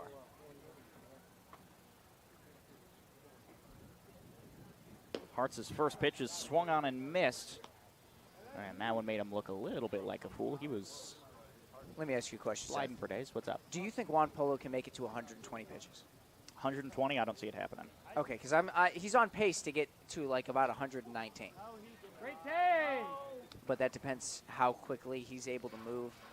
I doubt we'll see that. I think we'll see Ian Hernandez today. But there's always a chance that Juan Polo stays in the entire time. I mean, Elkhart has the relief staff. If I'm AJ Van Bokart, I'm saying let's not risk it. But also, AJ wants to save his pitchers for the next coming days. Grounder up to Juan Polo. He fires to first. It's out number 1.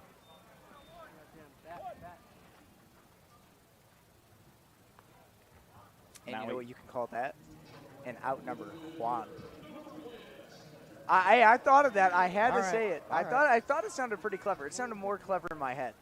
All right. But no, great patience by Juan Polo, by the way. Didn't charge at the ball, didn't do anything. He let it two-hop. He could have picked it up after the first hop. He was like, I'll let it come to me. This is fine. Exactly, but you have your feet set preemptively where you can just make a quick, easy toss. Now, Michael, right. Let's go. And that way, it's easy. A mistake like their one error on the day as a throw from third to first didn't happen again. Fedor back up. He's 0 for 1. Now the count's 1-1. Struck out his first time up.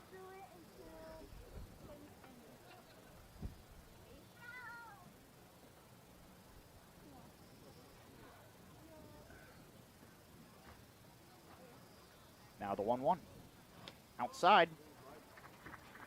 Hardy bobbling that one a little bit. Always makes me nervous for Hardy when that happens. Yeah, when he has to move to grab a ball and it immediately drops, I expect to see him grab at his wrist.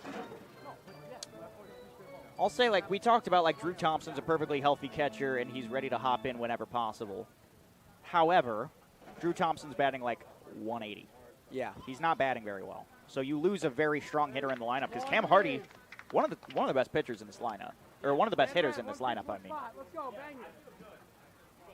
So if he gets pulled out of this game, Elkhart slows down significantly.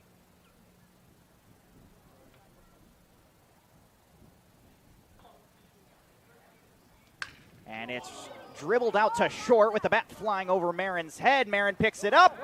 A splits catch from Dietrich. He's out. That is the 30th time this game that we've seen Dietrich do the splits. He's doing it a lot. Seth, I don't concerned. know about you. I want to take a little poll inside here. Seth, can you do the splits? I cannot do the splits. Can anybody in here do the splits? Robbie can't. Joby can't. Nobody in here can do the splits. I mean, he's just an absolute beast at first base if he's able to constantly make those split plays. And it's one thing to track a heater that's coming in straight towards you. It's another thing to track it while you're doing the splits and your entire body's moving. Called strike one to Derek Holmes.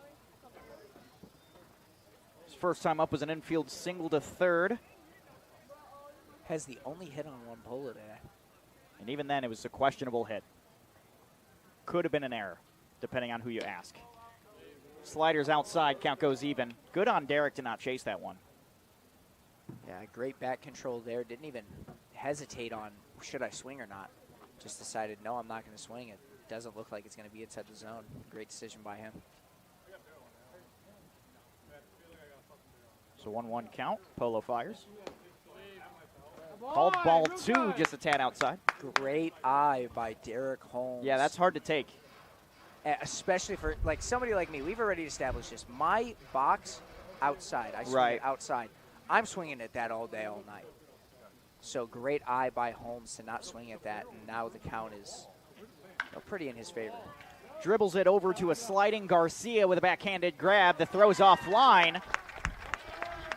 Yeah, that's an E6. Or excuse me, E6. Good stop, but the throw was. Let's not give the error to Marin. to Marin, that'd be to the man that didn't touch the ball. No, yeah, the throw just a little bit offline. It would have worked if Holmes was not such a fast guy. And Seth, you know what this means? What does it mean? This means if we would have ruled the other one as an error, Holmes would have an 1,000 OBP and a 0 hitting percentage. Oh, that's crazy. But, I mean, he's so fast that he's able to reach that back.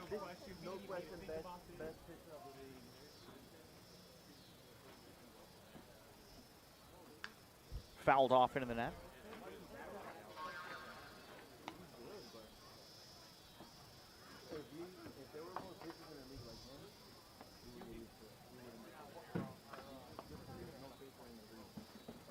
Yeah, it's good to be back at the top of the lineup.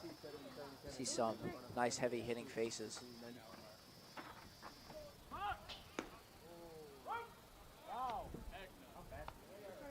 Nice pitch there, just able to find his zone at the bottom outside.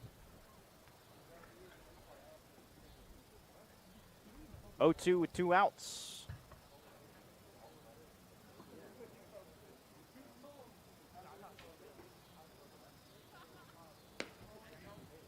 Called a ball inside. That's tricky. No, I agree with the call. It was inside, hugging straight on him. He is hugging the plate almost. So, you know, I agree with the call, and I also say it's a 0-2 count. I'm going to kind of give it to him.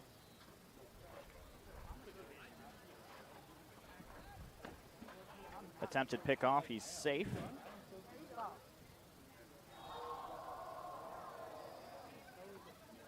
That's a rubber chicken, right? Am I crazy? I believe so. I feel pretty confident there's a rubber chicken out there.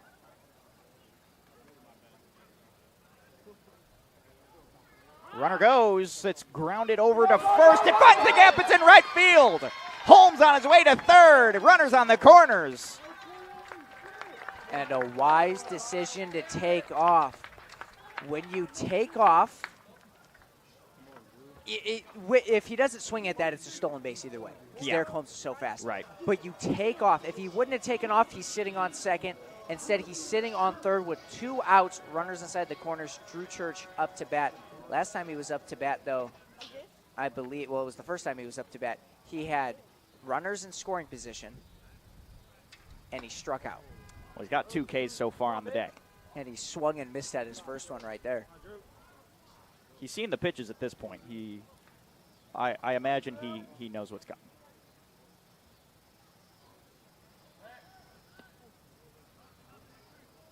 Tried to pick it first. Hey, there's a rubber chicken again. Do you guys hear it up here in the booth? Do you guys hear the... That's you? That's Jovi.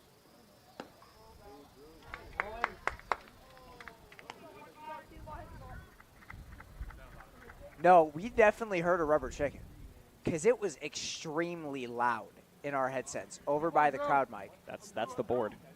There's no way. That's the board. And the 1-1 is swung on and missed. Hey, short to the ball, baby, short. Come on, Drew. Good guy.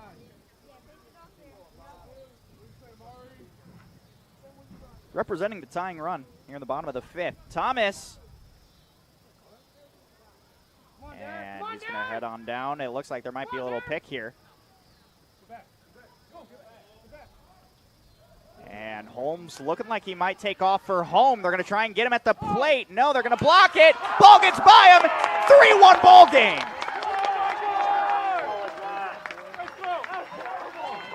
Double steal. Double steal.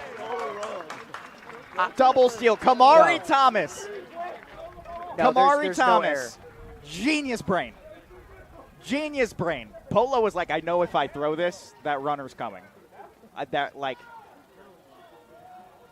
Well, what you have to Stolen do, bases are brought to you by BP and White Ink, an energy company with a purpose. Now, does this mean that you have to read it twice since there were 2 I'm not steals? reading it a second time. Okay.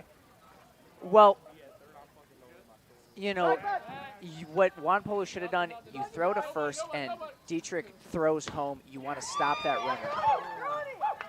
Pitch is fouled off. Crowd was excited if that one was straightened out. It's a 3-2 game. You want to stop that runner from driving home, but instead he could not. 3-1 ball game.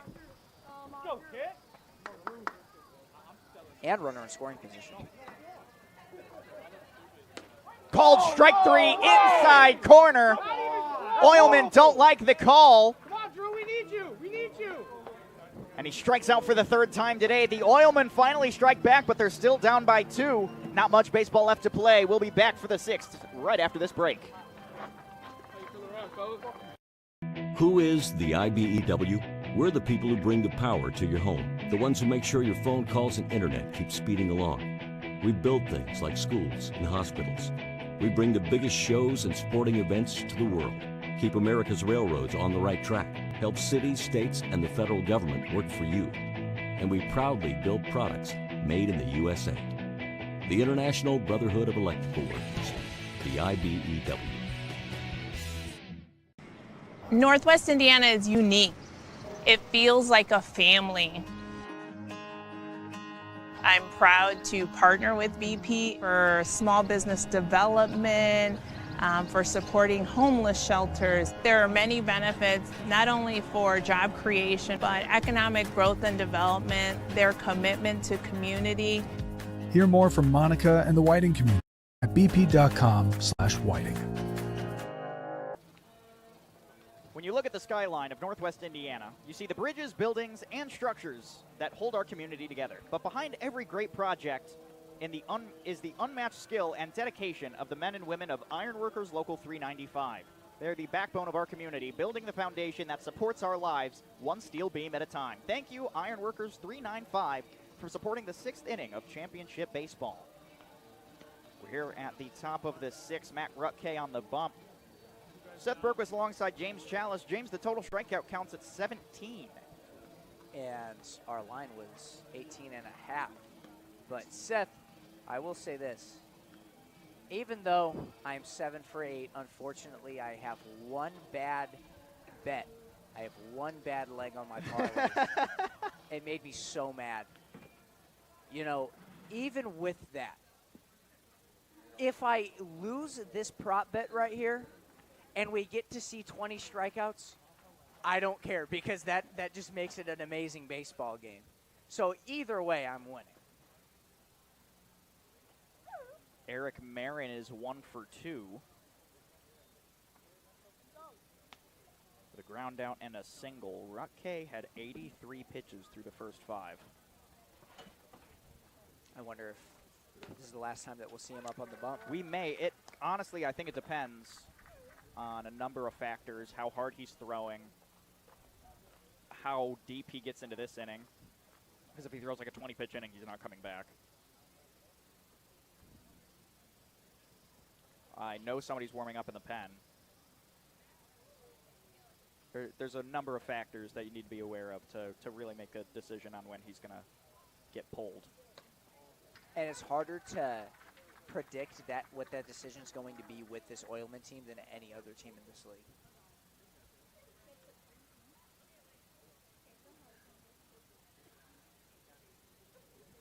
It's a 1-2 to Marin. That one missed. Nice snag by Luis Tamero. Nobody on base, so wouldn't mess up that bad. Actually, what a good move would have been if that ball would have gotten away from him is if Marin would have taken a swing at that. That way it's technically a drop third strike.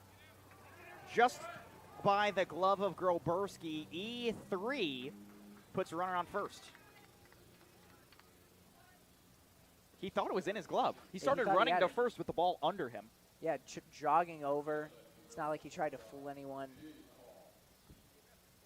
Just didn't get that one. If he knew the ball wasn't in his glove and he actually noticed that he missed it, he probably still gets the out. It was a very, very small bobble. It was just his brain said one thing, his hands were saying another. Now it's Gabe Call with a runner on first. It's rocketed out to left, but foul. Last time Gabe Call was up, or the last time that I remember seeing Gabe Call up, he was on second, and then he went to third on a wild pitch. Yep. And then he went to home on a wild pitch. Yep.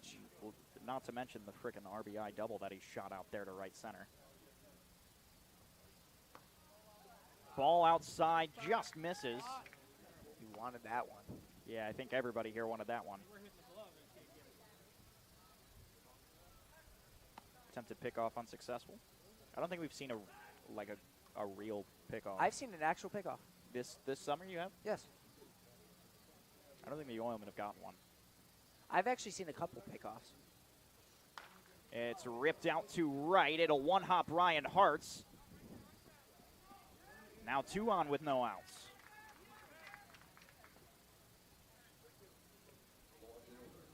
And you know why he's so good at baseball? And I'm going to put this out there. I was talking with Gabe Call before the game. He said he plays row baseball. He plays a baseball game on roadblocks. And I was like, is that even a thing? And he's like, yeah, it's a thing. I play it all the time. That's ridiculous. But no, he's a fantastic player. And now we see A.J. Van Bogart, the player manager. Called strike 1 on a curve. I think he thought that one was going to dip more than it actually did. Good pitch by Matthew Rutke. And now we'll see a small little mound meeting with Luis Tamero running over towards him. Yeah, Gabe Call goes 2 for 3 on the day. His first time up, he struck out. But he's got that RBI double. He had that single to put a runner in scoring position. Miracle up by 2. At this point, I feel like the Oilmen, their only chance of survival here is to really tear down Juan Polo, because obviously, Polo's pitching has just been it's been too tough. You can't have a guy have 60 pitches this far into the game and expect to do something great against him. You have to build up that pitch count on him. If you can't get those hits off Juan Polo, you got to try to get your hits off of him. Ball high, it's 2-1 high, it's 2-1.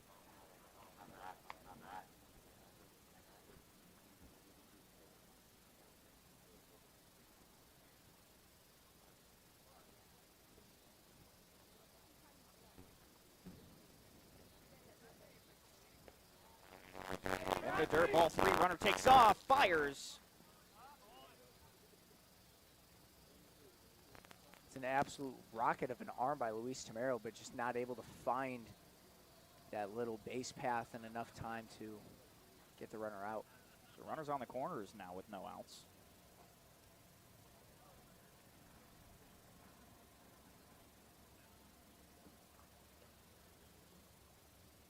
(3-1). Called ball high. It loads them up. Good leave by A.J. Van Bogart. He wanted that start. Yeah, especially you're in a 3-1 count. You got a hitter's count. You got a runner on third. You want I to will say extend that's that his lead. favorite count. Head coach Mike Caston comes up. He hasn't made a signal. Might just be a question here of what's going on. There might be a new guy coming in. But putting somebody in with a lot.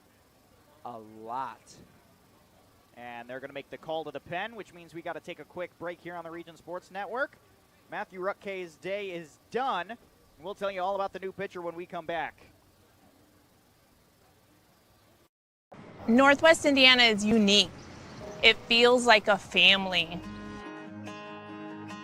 I'm proud to partner with BP for small business development, for supporting homeless shelters. There are many benefits, not only for job creation, but economic growth and development, their commitment to community.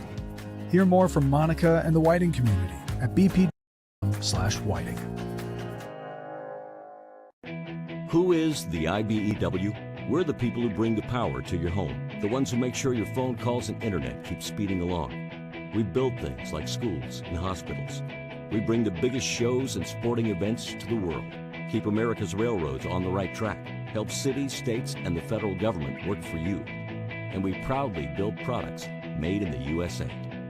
The International Brotherhood of Electrical Workers, the IBEW. Wait! Let me help! Lando Frost! Premium meat! Delicious! And no byproducts! Toss it in. Et moi? Okay. Make the smart choice. Land of Frost Premium Meat. There's a shortage of roofers across the country.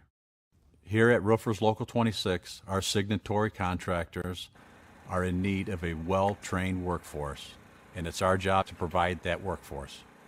We are looking for people that are self-motivated, people that are reliable, people that are willing to give a hard day's work. In return, they get a good paycheck with good benefits. This is not a job, this is a career. If you're willing to put the time and dedication in, we're willing to provide you the tools and training necessary. We're back here in the top of the sixth with bases loaded and no outs. The new pitcher for the Oilmen is newcomer Henry Roach. Just finished up his freshman year at Lafayette College, playing out of Evanston, Illinois. Went to Evanston Township High School. He's a computer science major at Lafayette. Colton Fawbush is the hitter with 2 strikeouts today. And if you want to get a hit here as Fawbush, this is the time. 0 outs, bases juiced, new pitcher, first game. There's so much pressure on him right now, and you need to feed off of that pressure. And you also got that's dribbled over to the left, foul. If that would have stayed fair, they had the force out at home easy. Probably at third, too, if they wanted it. That's why he made such a big attempt at trying to go there. That's probably what he would have done, is he would have tapped home and tapped third and went home. Yeah. Probably could have thrown home and then waited for the throwback. I mean, he had time. But it's a 1-1 now. Also, you got to think about Rutkay, which if any of these runners score, it's on him. Good block from Termero. Roach says that it's on him. He gave a little pat on his chest.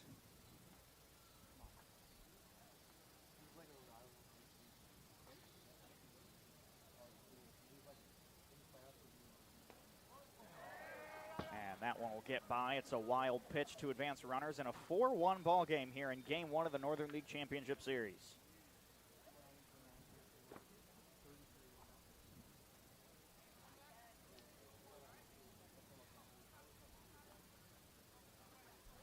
2 of the 4 runs from Elkhart are earned against Matthew Rutke. A lot of people reached via error, so that would make sense. I mean, they have 3 errors on today's ball game. Ball 4 loads them up. And that's a great way to start it off. If you are Fawbush, going from 2 strikeouts to a walk is a great start. Just get yourself on base at that point. Now we get to see the agile man in Dietrich, the man that does the splits every single time that he's fielding. Henry Roach is 6'5".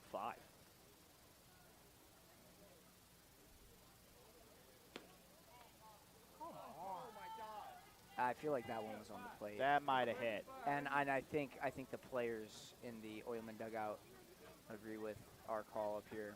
I think the frustration of the Oilmen being taken out on these umpires might be swaying calls a little bit. Finally gets one on the outside corner. And if you notice, and I always like to look at this, if you notice with his pitch, it looks almost sidearm, but just not enough for me to consider it sidearm. It's very low. Yeah, I mean, I'm not sure how to classify it. That one I would say is a sidearm. sidearm. That's sidearm. Dude's 6'5", 190. Fairly skinny. That's real small.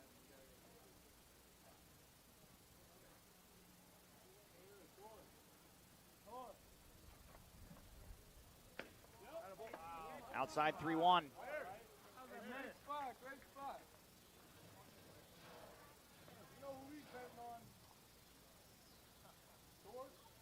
And if I'm Dietrich, I'm not swinging at it. As much as I would love to, I'm not swinging at this. I'm going to wait until he can start throwing strikes. Ball 4 walks in the run. It's a 5-1 game. Earned against Matthew Rutke, so now he's at 3. And that one looked like it could have been on the plate. The Oilman dugout not very happy, and I think a couple people are moving over towards the bullpen. I see Nate Brumfield running down to the pen. Both lines, by the way, look like they're about to get shot. In Polo still got some game left in him. Well, I mean, shot as in they're going to hit. Yeah. Finding his bearings with a strike. Nate Penarski is the hitter. He's back at the top of the order. His first 3 times around was ground out, fly out, single to right. Ball outside, count goes even. You know, I do like what he's trying to do with throwing that one outside, but when you keep on throwing the amount of balls that you have been, it seems like you can't find your zone, and he needs to adjust on that. Ball's down, it's 2-1.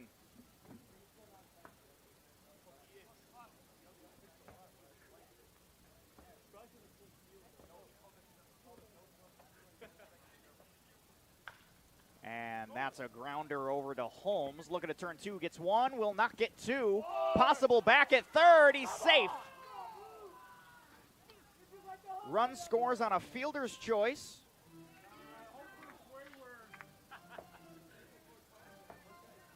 And now one more run means that the line is shot.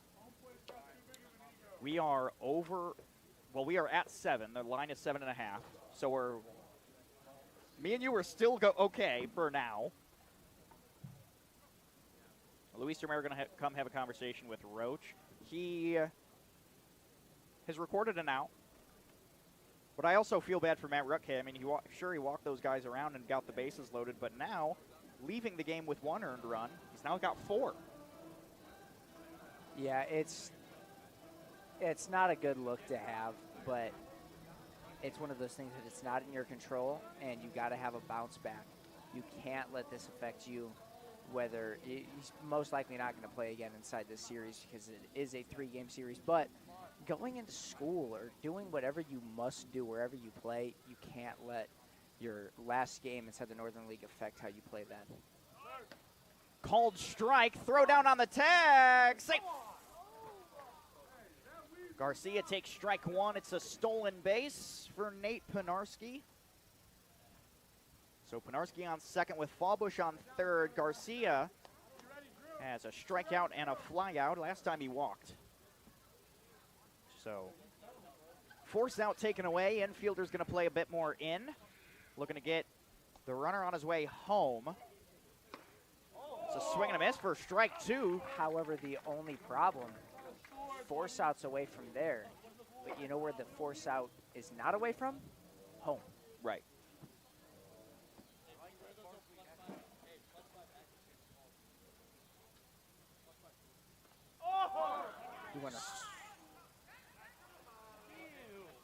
And swing and a miss. That's a drop third strike, and he's out. Okay, I thought that for a second I thought he said he didn't go around. And I was about to say he went around. He sorted him right there. It's a great momentum booster. Yeah. If you are Roach, and hopefully he can build off of that. Now we're back. We're back in it. 6-1 ball game. There's 2 outs.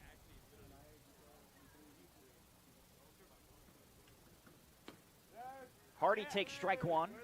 Nice pitch there. Starting to moved. find movement and just slid into the zone. Hardy didn't want it. Hardy's got two strikeouts, and he reached on an error his first time up. Called ball outside. Trying to get him on a little bit of a chaser. Maybe we'll get one tonight.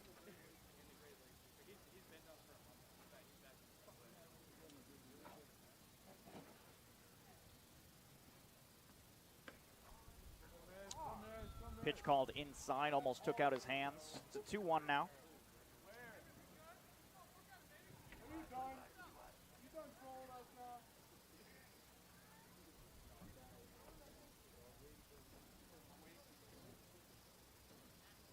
And the 2-1.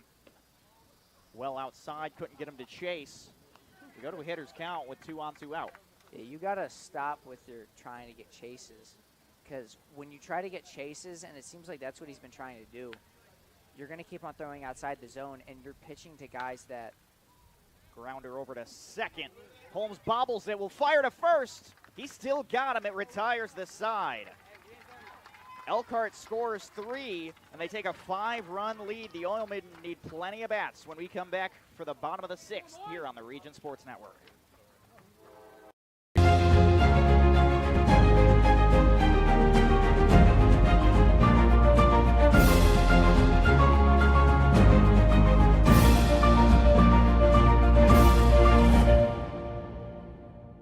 We don't go to the office, we build it.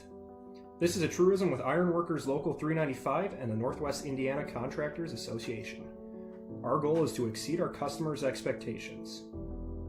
We provide a skilled, OSHA-trained, drug-free workforce, as well as many other certifications from our 4-year training program. Every time you hire an ironworker from Local 395, you should feel confident that you are receiving highly trained, highly skilled, and drug-free journeymen and apprentices who take their job and your project seriously. For more information, contact us at 219-763-7900 or ironworkers395.com.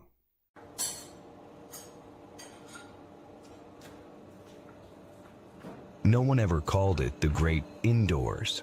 Get out and join us. Our hands are the tools. The outdoors is our office. And our climate control is the climate. We are the Laborers International Union of North America, the best paid, best trained construction professionals in the state. We build Indiana, and we're ready for you to come build. Ryan Groberski is going to lead off for the Northwest Indiana Oilmen here in the bottom of the 6th. In a 5-run game, Miracle in the 4th and 6th. Not to make that a bad pun, but they found a miracle, and they jammed up Rutke. They slowed him down a lot, and then they found out Henry Roach early. Yeah, right away. Without a doubt, they found him out right away, and I mean, it was just the tail of the tape, getting 3 runs in there. So Groberski comes up. He has a line out and a strikeout. So remember, our prop bet line was Rutke and Polo combined 18.5 Ks. We all took the under up here. We're at 17. Polo needs 3 more to get on the over. Fouls it off his foot.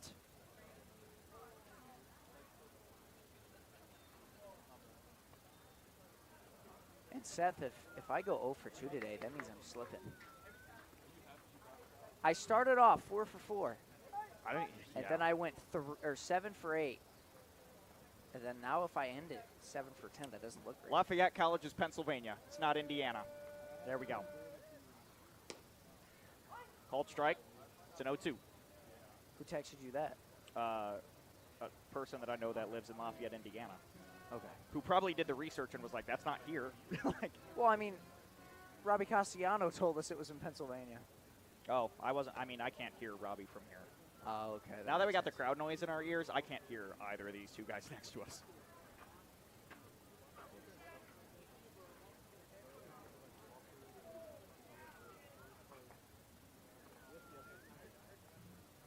It's a 1-2 to Groberski. Takes the ball inside. That one scared him a little bit. I could see him like tense up. He was a little nervous about that one.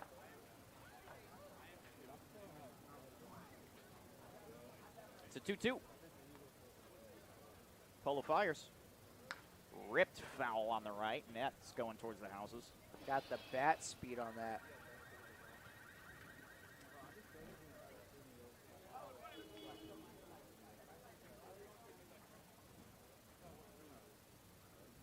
We'll do a 2-2 again. Swings and misses. It's another K for Juan Polo. He's up to 10. Got him on the chaser. And double-digit strikeouts in a championship-level game.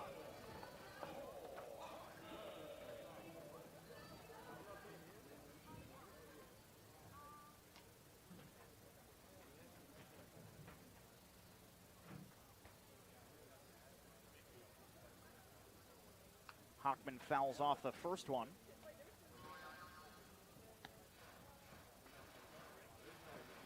How many pitches is Juan Polo at so far? He's at 81. Hockman's 0 for 2 with back-to-back strikeouts.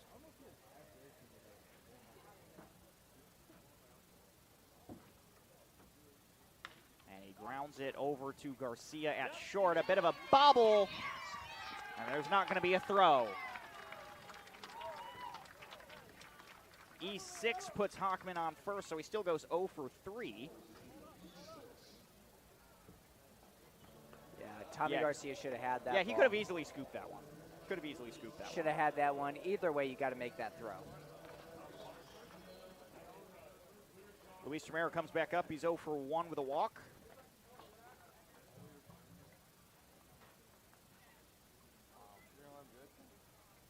Polo 1 strike away from hitting the over on this line.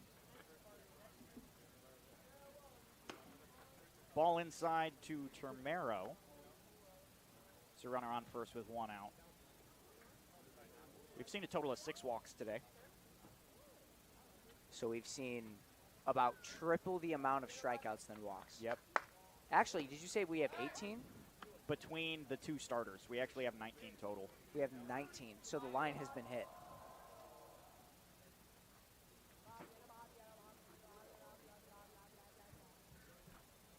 So we've had 19 total strikeouts.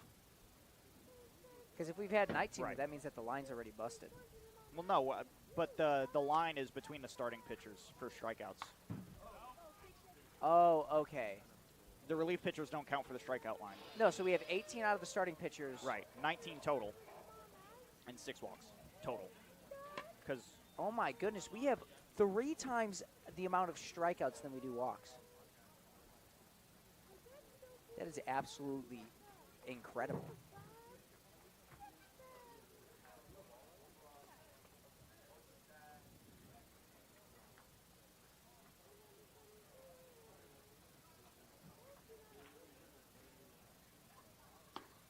Inside should be full, right? Nope. 2-2. I'm going crazy, dude.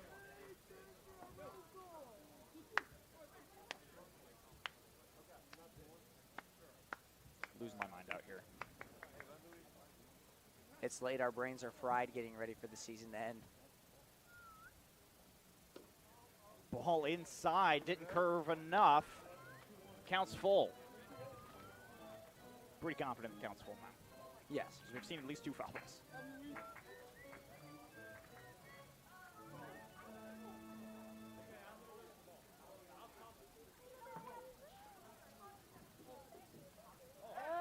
Pickoff attempt at first. Trying to fool Hockman a little bit.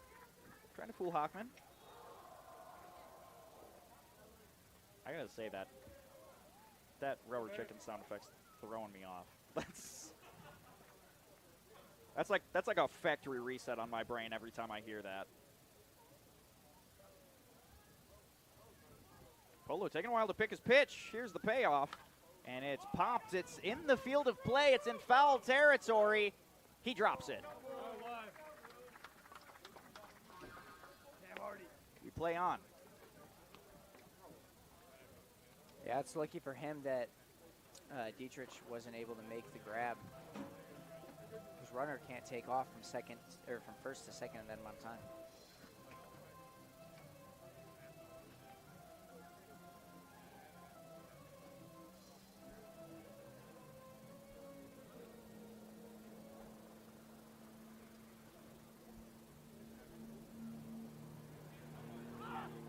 And the pitch is going to hit him. Termero's upset about it. Takes a second to collect his bearings. And you know what? He worked the pitch count. He took one for the team. Now the Oilmen are starting to find a fire.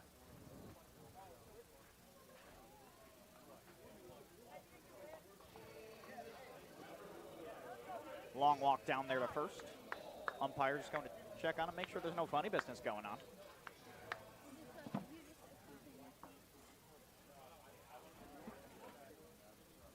Kevin Hall comes back. The center fielder's 0 for 2 with a ground out and a strikeout.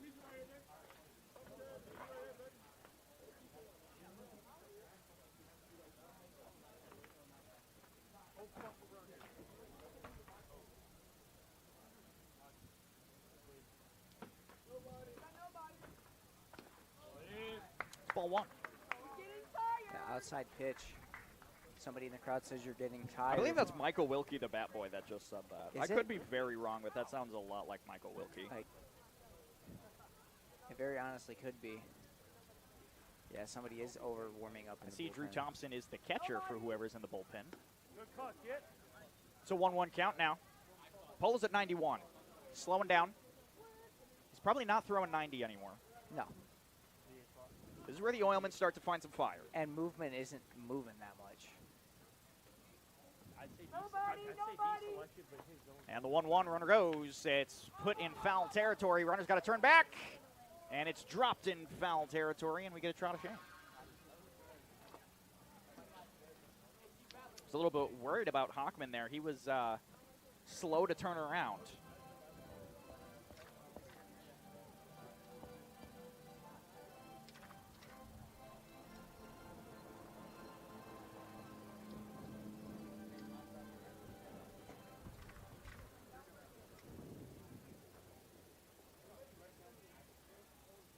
We'll get a 1-2 to Hall. And he dribbles it back to short. Garcia picks it up. He flicks to second. He's and out. the runner is out. And the runner on his way home. Time called. I wonder if he's hurt. So it's a fielder's choice at second.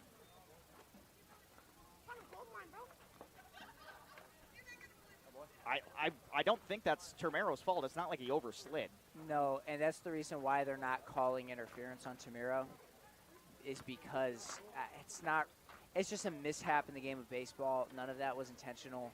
And if it was intentional, he sold it fairly good.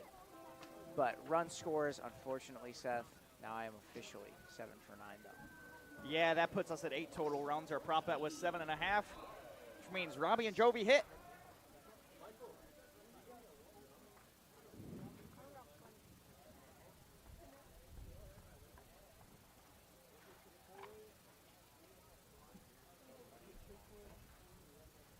We're all going to miss pretty hard on this strikeout line. Potentially. I mean, yeah, I'm not sure. It's a 4-run game. Hall's on first. Attempted pickoff is unsuccessful. The batter right now is Ryan Hartz, who's got 2 ground outs to third and back up to 1. Finally playing under the lights here in full effect. It took 6 innings to get there, but it's a swing and a miss and a stolen base for Kevin Hall, brought to you by BP. For maximum speed and efficiency, look to BP and Whiting, an energy company with a purpose.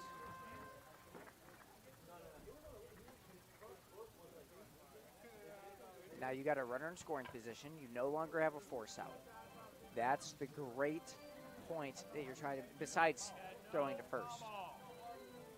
And I wonder if they're going to discuss whether or not it was a foul ball. Yeah, I mean, I didn't hear it hit the bat. I don't think it was. Don't think it hit the bat. And they called it a foul ball. We're going to do it again. How can you see that? And Mike Caston obviously going to plead his case.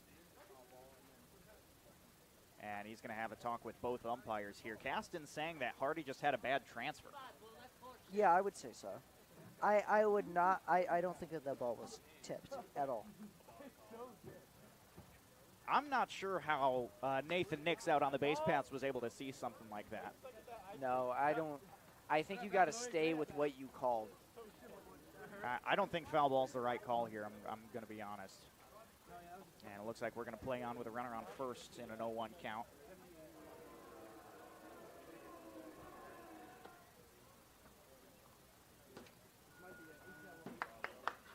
That was a new one. I don't know if I like that one.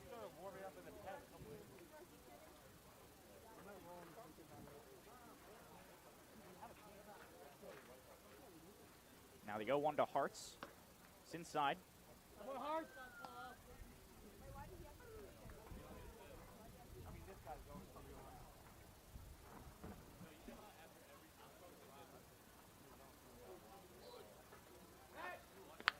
Attempt to pick off is unsuccessful. Thought he got him. You have a ball? I was going to give you one if you didn't have one. Okay, now I start to hear the crowd booing in that sound effect. Now that Jovi Savalio has cleared that up, I don't hear the rubber chicken anymore.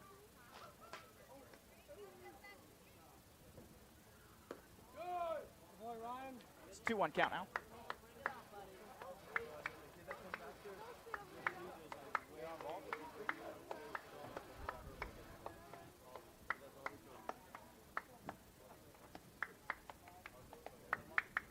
Runner goes in the bottom of the zone for strike 2. And now Hall gets his stolen base. Brought to you by BP. For maximum speed and efficiency, look to BP and Whiting, an energy company with a purpose.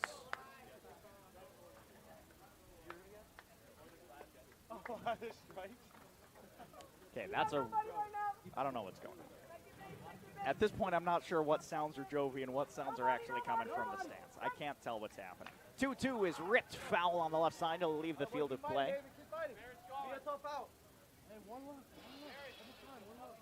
And if his timing's right, that ball's rocking. It's crushed. Gone. It's crushed. I think Hearts is finally able to time up these pitches here from Polo. We will repeat the 2-2. We're going to do it again. Run it back. Come on, Hard. You dude. Nobody. Runner's going, and he swings and misses. It puts us over on the strikeout line, and it ends the 6th inning. They strand one. The Oilmen are able to put one on the board, but they're still behind by 4. We'll go to the 7th inning right after this break on the Region Sports Network. These days, it's recommended that you keep your social circle small. Of course, as the original light beer, we've always recommended that. It's Miller time. There's a shortage of roofers across the country. Here at Roofers Local 26, our signatory contractors are in need of a well-trained workforce, and it's our job to provide that workforce. We are looking for people that are self-motivated, people that are reliable, people that are willing to give a hard day's work. In return, they get a good paycheck with good benefits. This is not a job, this is a career.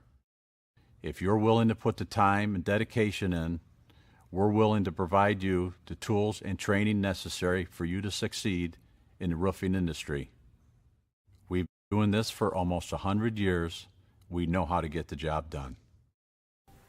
The seventh inning is brought to you by Laborers Local 41, currently representing 1,200 members who work in the construction industry in the Northwest Indiana area.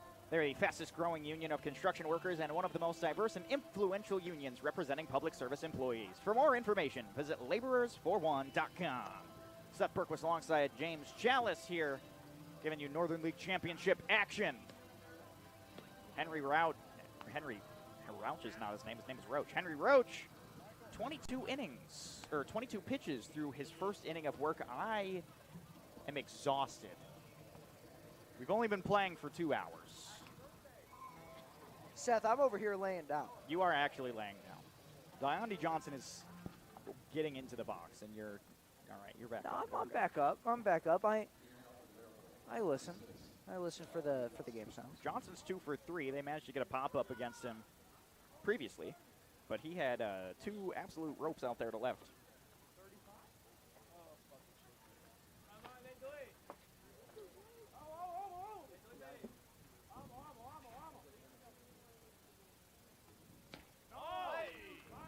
See strike one.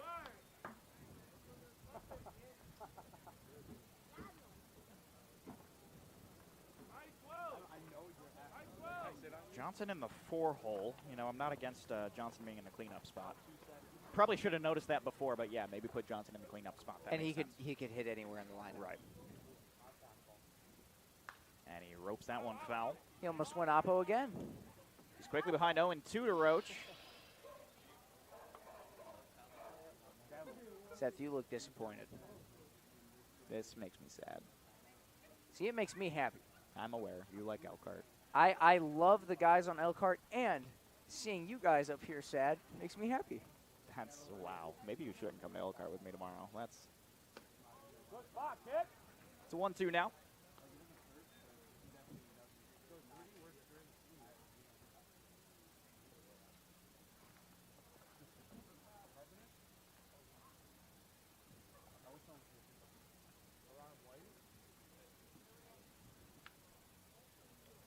Roach taking a minute to pick his pitch here. Grounder over to third, diving Cole Hockman, not able to stop it. It's his 3rd hit. A hard single to left. He goes oppo for all 3 of his hits. Yeah, he goes oppo once again. I mean, there's just no stopping this guy. Eric Marin coming for his 4th time up. He's got on base 2 out of 3 times.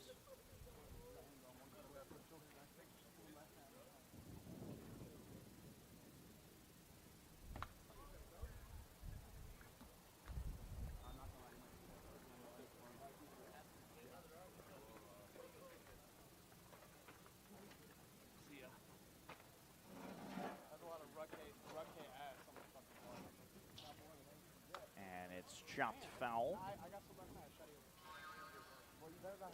Swung at that one on the inside. I wonder why Juan Polo is walking out to the bullpen. Might be done. Or might just be doing a little bit of stretching. I'm not sure.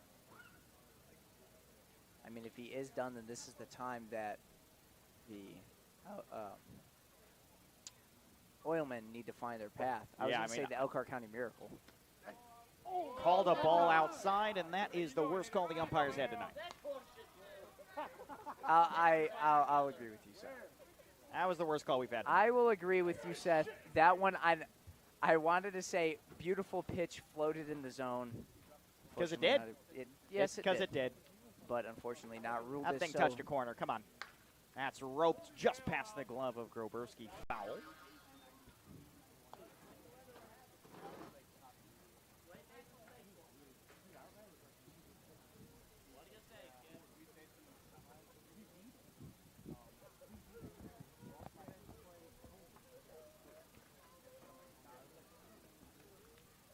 Runner on first with no outs. Time called by the batter.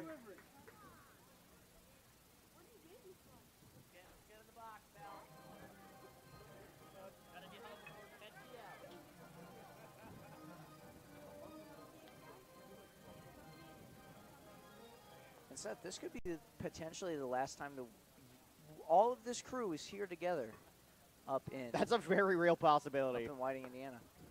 Very real possibility that the four of us are all in the same room again. And I will say, this is an amazing press box. I love it. I love this crew that we're working with. And we got a good group. Hopefully, this series gets stretched out to 3 games, because not only will we be able to call Game 3 baseball, the game will be back here, and we all get a game together. Called strike 3. Roach finds his second. It's the first out of the inning. Double play could end it here. And that's a great way to do it. Strikeout looking. Unfortunately, though, Gabe Call is stepping up to the plate. And Gabe Call, on the day, has 2 hits. He started off with a strikeout and then a double and a single. So, and that double was for an RBI. Crossed the plate both times.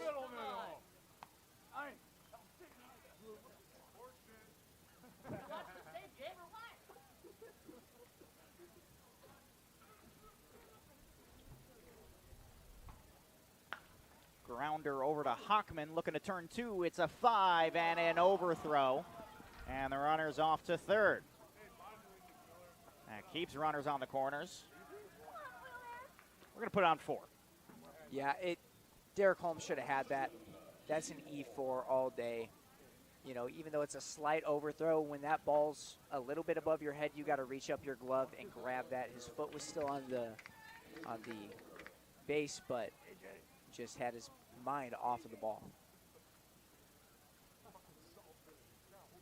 So runners on the corners with 1 out. Double play still in effect here. It's A.J. Van Bogart back up. He's 0 for 1. Got a strikeout and a walk. He rips that one over to center. Kevin Hall does not make the grab. Van Bogart gets a single. It scores a run. It's 7-2. You know, just a little bit of a bloop. And he got over there. Yeah. You know, he tried to make the play on the ball. I respect Hall. He touched it. Yeah. But like he knocked the ball down. Just because you touch it doesn't mean that you're going to grab it. Right. Great effort by him. Unfortunately, wasn't able to corral it. Because of that, an RBI single is put. So Colton Fallbush back up. He's 0 for 2. It's ball outside. Nice grab by Luis Tamero.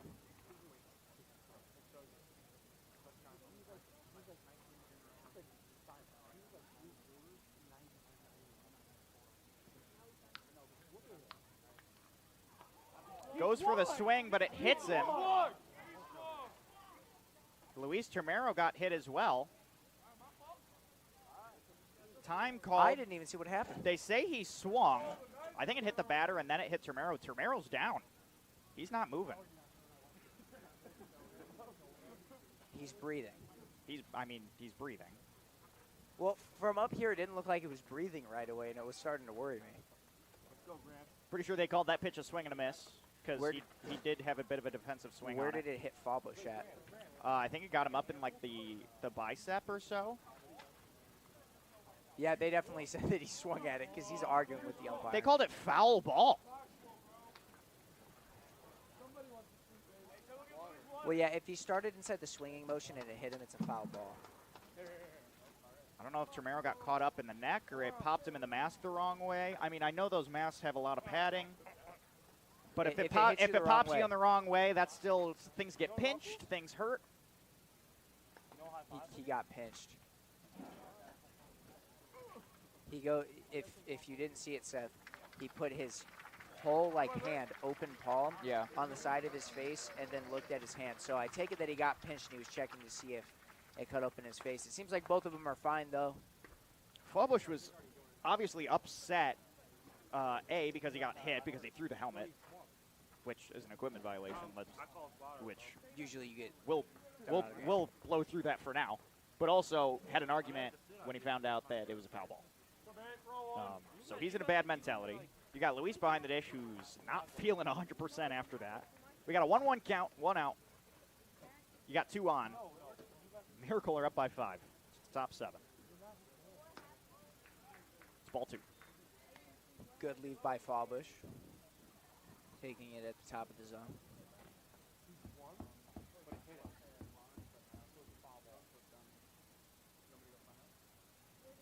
Two-one. is fouled off.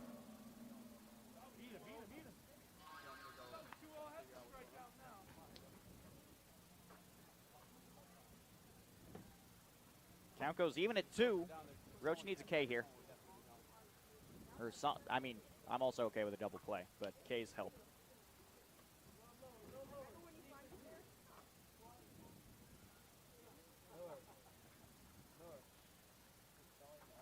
I mean, but in Roach's defense, you got to imagine the nerves that are going on inside his head.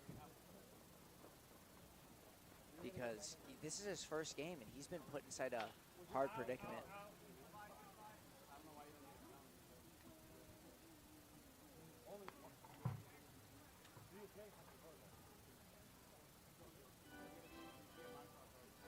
Roach is at 40 pitches.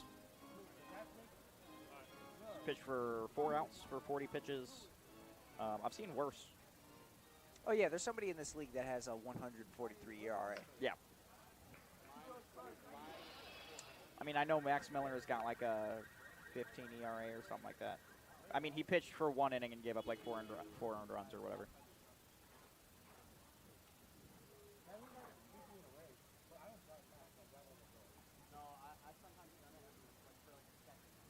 Now 2-2. Swing and a miss. He got him on a sword.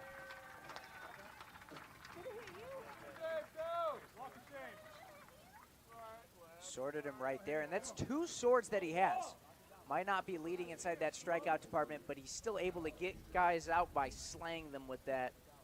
And that is a better momentum booster, I would say, than a called strike or a swing and a miss, because it's you're at the point where it's somebody goes, should I swing at this? Yes. And oh, wait, no, because it's going to miss the zone. And it's too late. And it's too late, and it's either it was just outside the zone or it moved so much that they thought it was going to miss and it didn't. Fouled back, an 0-2 count to Kyler Dietrich, who grounded into a fielder's choice and struck out so far today. He does have a walk.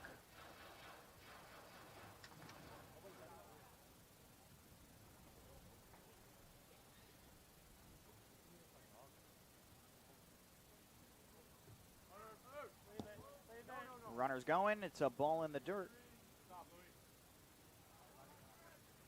And Call gets a stolen base to put runners on the corners with 2 strikes and 2 outs.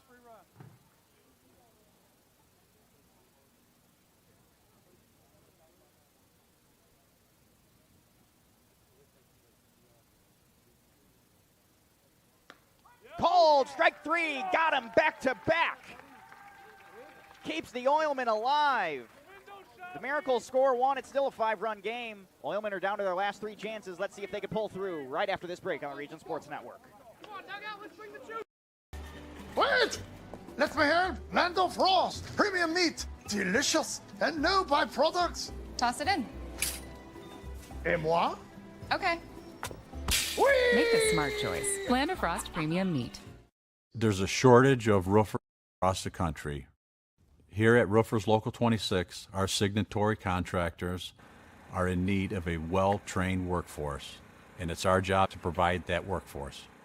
We are looking for people that are self-motivated, people that are reliable, people that are willing to give a hard day's work. In return, they get a good paycheck with good benefits. This is not a job, this is a career. If you're willing to put the time and dedication in, we're willing to provide you the tools and training necessary for you to succeed in the roofing industry. We've been doing this for almost 100 years. We know how to get the job done.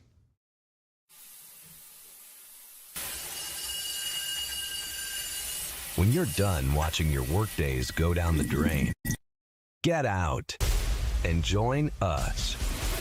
Out here, we don't scrub, we screed. The only drying is cement. And it's okay if things get dirty. We are the Laborers International Union of North America, the best paid, best trained construction professionals in the state. We build Indiana, and we're ready for you to come build it with us. Back after the stretch here at Oil City Stadium, there's a new pitcher on the mound for the Elkhart County Miracle. Ian Hernandez. It's Ian Hernandez. He's wearing number 7 today.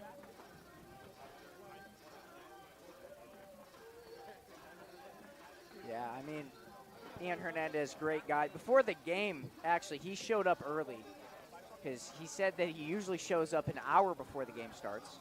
Right. And that's why he didn't take the bus, but he showed up like 3 hours before the game started.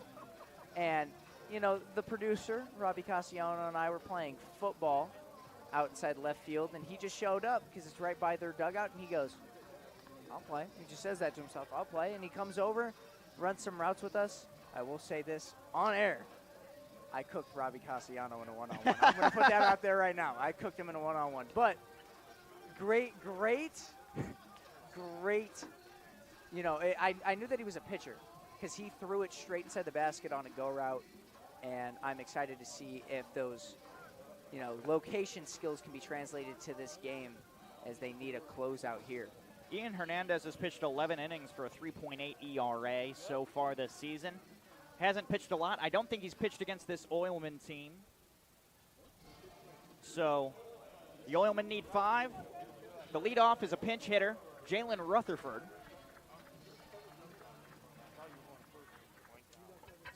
He was 0 for 4 in his first game here on Saturday. And he grounds one slowly back up to Hernandez. He'll flip on to first. It's out number 1.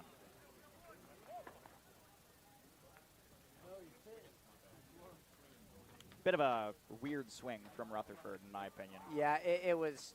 That's technically, it's classified as a sword. If he missed it, it would have been a sword. But it's Right. not a sword because he made that contact. Probably wishing that he didn't make that contact on that one. Derek Holmes comes back. He's 1 for 2 batting in the 9 hole. Holmes out of Mercyhurst University is a Flossmoor, Illinois native. Takes ball 1 high. I'm not putting a comeback out of the realm of possibility. Yeah, it's only a 5-run ball game. It's not. I mean, and Hernandez is not really a pitcher. You guys have 3 innings to get it done. Right.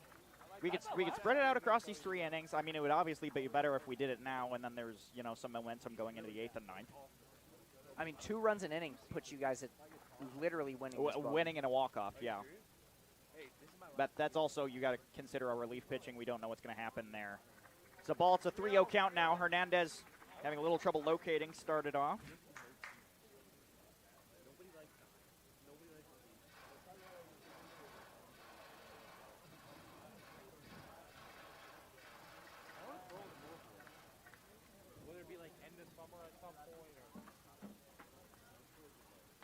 And he'll take one off the helmet. And he will be able to take a base on that one. He's obviously a little frustrated. Could have just been ball 4, but instead he gets nailed. Yeah, and I think right there he was questioning himself. He's like, should I charge the mound? Nah, I don't At this think he point, meant what's it. the point? No, I think he's like, nah, he didn't mean it. Kamari Thomas is 1 for 3. Reached on an error and singled, so he's 2 for 3 in OBP. We got a runner on first. There is one out. See if the D1 left fielder can make some magic happen for the Oilmen. Runner almost went. It's a strike on the outside fastball. And a little inside look at Hernandez. Since he showed up early before the game, I asked him, I was like, hey, do you want to get a couple extra reps in warming up your arm? I got a glove. And he goes, I don't throw before the game. Now he just likes to go out there and throw. Runner goes. Inside pitch is a ball. And Derek Holmes makes it to second on a BP stolen base. For maximum speed and efficiency, look to BP and Whiting, an energy company with a purpose. And I wonder if that wrist and Hardy is going to start getting irritated as he has to keep on locating that at each ball. And it's hard for him to do so. I wonder if we'll see Drew Thompson. I mean, he swore up and down he was good to play, you know, and Van Bogart said, you know, at this point it's his fault if he gets hurt. A bunt back up to the pitcher, fires, not in time. Runner goes to third, and runners on the corners. Yeah, I mean, that's an infield single all day. I would say the advancement, though, is due to an error. Yeah, I'm going to agree.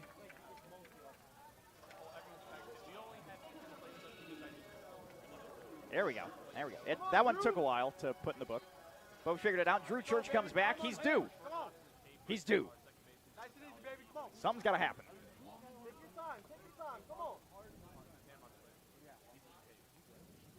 There's one out. Runners on the corners. Oilman looking for the fire.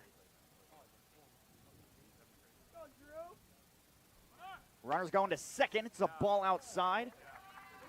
And Kamari Thomas gets a BP stolen base. For maximum speed and efficiency, look to BP and Whiting and Energy Company. With a purpose. Thank you, James. We're going to have a little bit more fun with it now late in the game because I'm getting bored.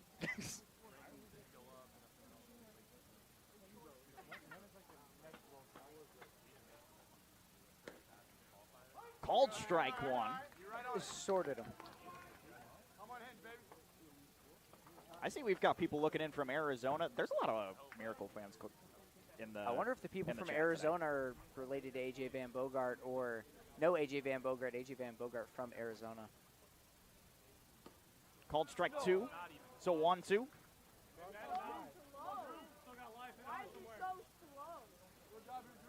Rob Calciano's got some fans in the Facebook chat.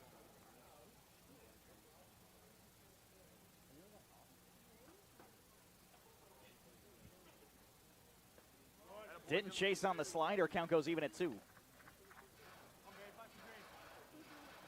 Yeah, a lot of Miracle fans in there, too. I see it go It's good Miracle. to see.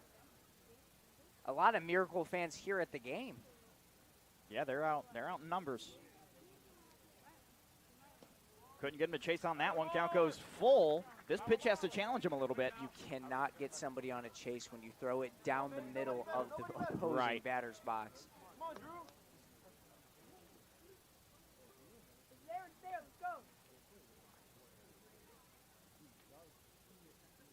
And he fouls that one off to stay alive. Runner's anticipating and ready to take off. I noticed that in Derek Holmes. He took a small jump. He was ready to just blitz his way over.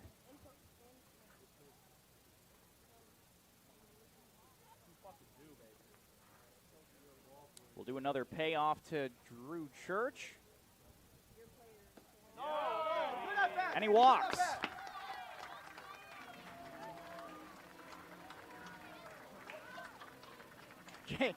James Chalice next to me has got a face. Ball was above the knees. I'm gonna say that. Ball was above the knees, straight down the middle of the plate. I'm gonna say that right here, right now.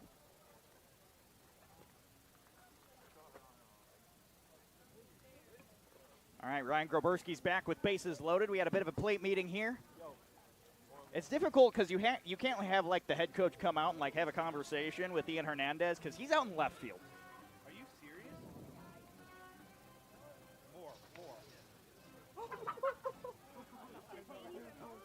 And if anyone can hit a rocket over that left field wall, it's Ryan Groberski.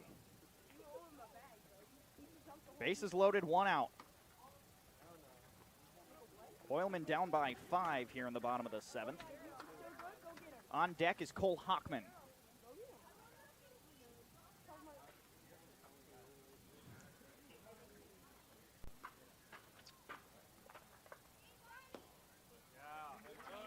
Slider called the ball below the knees. I think that one was the right one. Yeah, that was. I think that was the right one. No, that was the right call. I'm just shaking my head in disappointment because he's making Hardy move around so much.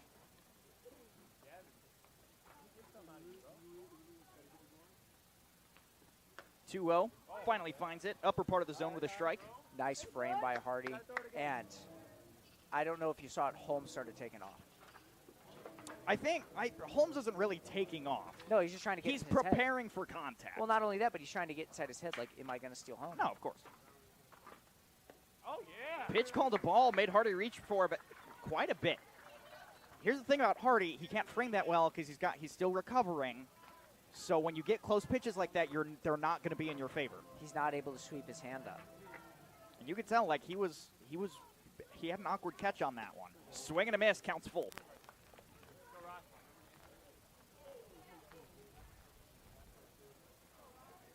And I see somebody in the bullpen right now for the Elkhart County Miracle.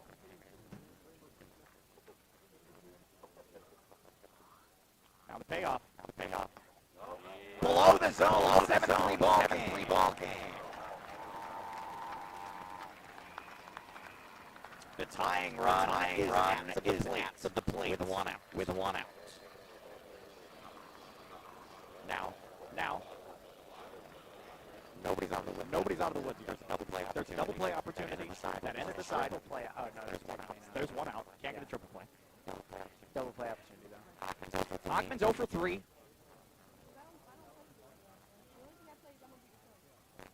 got a very fast Kamari Thomas on third. He'll take a slider under for ball 1. He's done that exact same pitch like 4 times in the past 2 ABs. And it's moved out of the zone. And nobody's fallen for it. No. That's because you can't do it to start off your count. You have to have it can't. where it's at 1 or 2-1. You're good. He hung it. He hung it so hard.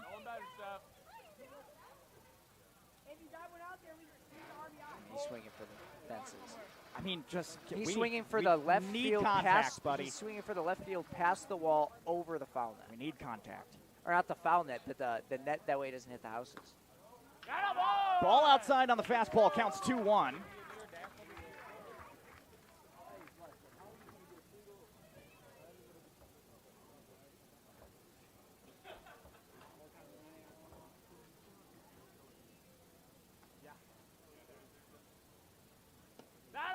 Slider outside. You gotta stop going to the slider if it's not working. I've seen fastball and I've seen slider. What else does he have? I have no clue. You of all people, I feel like would know the answer, but well, no. The first time I met him was on Friday. I guess that's fair. And then I saw him here today. You know, so I talked with him a little bit, but I didn't sit there and say, like, you know, what pitches do you throw? But that's true, but like I never talked to this guy. Fastball, slider. I have no clue. We do have somebody coming out of the pen, and it's Trace Lellier. And nope, they're not calling to the pen. He's going back. He's going back. I wonder what they're doing. Nope, Van Bogart says go. What's going on? AJ Van Bogart says yes, go in. Ian Hernandez says no, go back. Well, it's AJ Van Bogart's call. Something's happening here. A lot of chatter. I'm going to turn down the mic a little bit.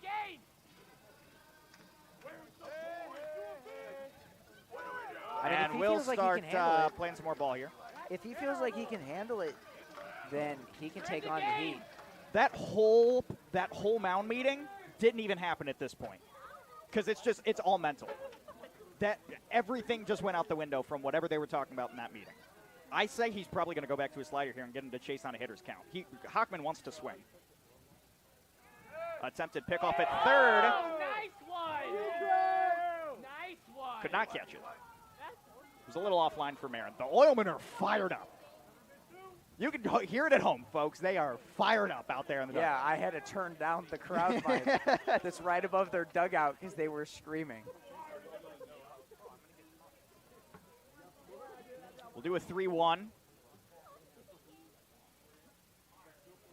Swing and a miss.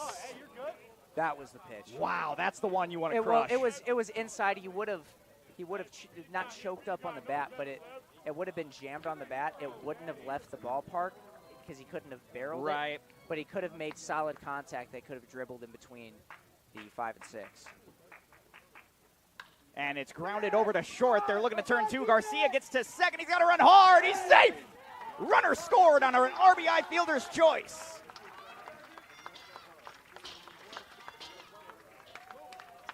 And the biggest problem, usually I would say, it's hard to not throw home at that time. Because you want to take the immediate out on second. You want to take that immediate out on second. It's whether or not Hardy can catch a laser. Right. And if he can track and catch a laser from second, you're good, but the chances of that happening are it rolled just slow enough.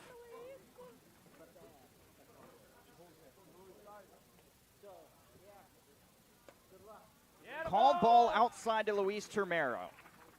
He represents the tying run with 2 outs in the bottom of the 7th. He has a walk and a hit by pitch so far today. 2 for 3 in OBP, 0 for 1 at the plate with a K. And you know what he likes to do? He likes to get RBIs. There's 2 guys out there waiting. There's 2 guys out there, and one of them's in scoring position. Prime scoring position at bat because runners are in the corners.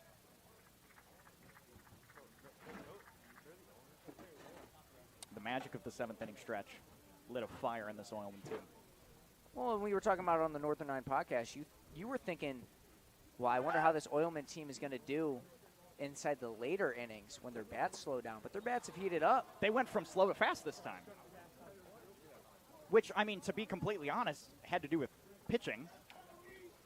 their bats were never necessarily off.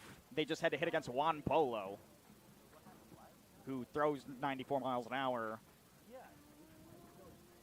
and literally just was pitching with professional players. So,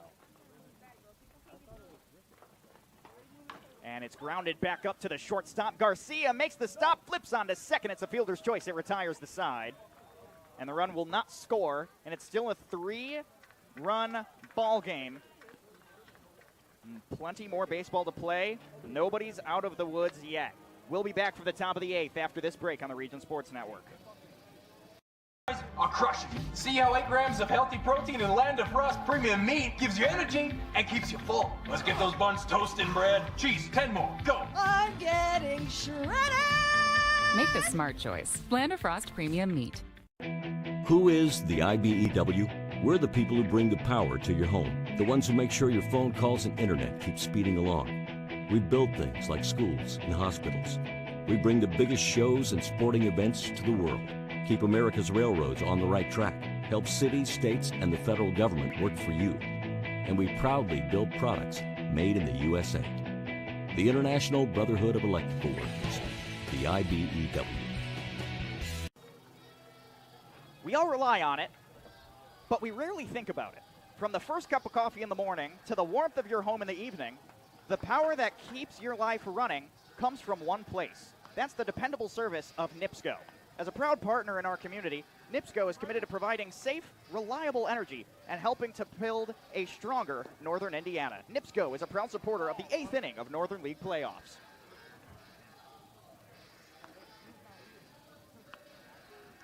There's a new pitcher on the mound for the Northwest Indiana Oilmen as we pass around some hot dogs and hamburgers and such from our dear friends at the concession stands here at Oil City Stadium. Nate Burdak has taken over on the bump. Not a pitcher I was expecting to see today, but heck, here he is.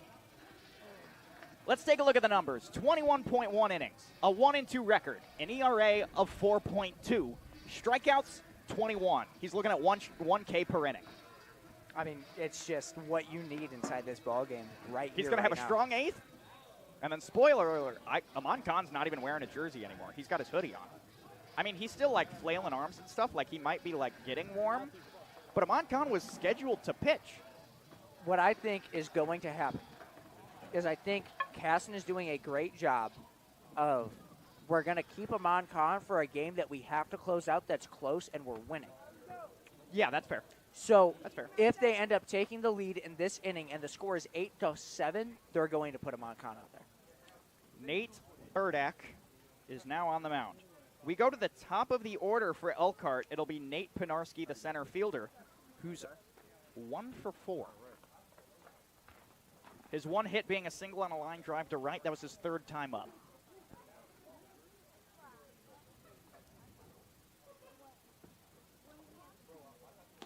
He takes strike 1 with a fastball.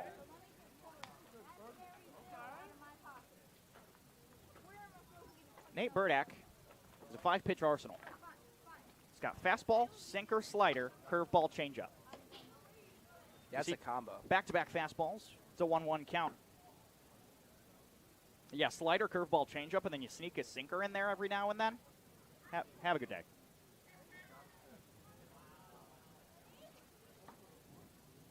One, just inside. Ball 2. I think that was a sinker right there.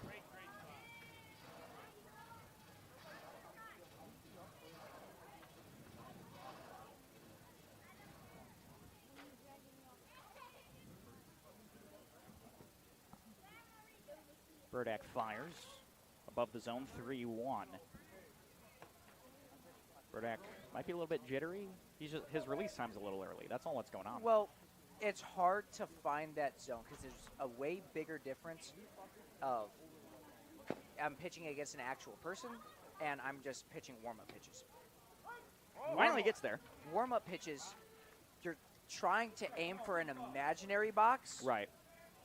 When somebody's there, it's almost like you can actually envision the box. I mean, I guess that's fair, but also Luis Termero's right there telling me, hey, give me this pitch right here. Like, he should be giving Burdak a bit of a... It's in the field of play. Luis Termero, unable to make the grab. He'll plow into the brick wall. It's foul ball. We'll do the payoff pitch once more. He's getting beat up today. He's rubbing his back a little bit. I mean, that's tough. Yeah. I mean, if there's any catcher that's up to such a challenge, it's Luis Romero, the all-league first-team catcher. Yes. The all-league first-team left fielder, third baseman, first baseman, and catcher. No, Hockman made second. Hockman made second team. I lied. Now, first and left are here. If we finalize it into the last week, Hockman would be up. First, left, and catcher are on the field right now. Fouled back once more. He's staying alive. Burdak doesn't need, we don't need to worry about pitch count with Burdak. No. It doesn't matter. Unless he pitches 50 pitches. Yeah, unless he's throwing 40 out here in the first, then we need to be concerned. But, I mean, we can go through 10 pitch at-bats. It doesn't matter. And the Oilmen right now have more runs and errors than hits. That is true. Their hitting has been a little off. But also 3 errors in the field for the Miracle. That's kind of what's helped the Oilmen get back here. Pinarski calling time.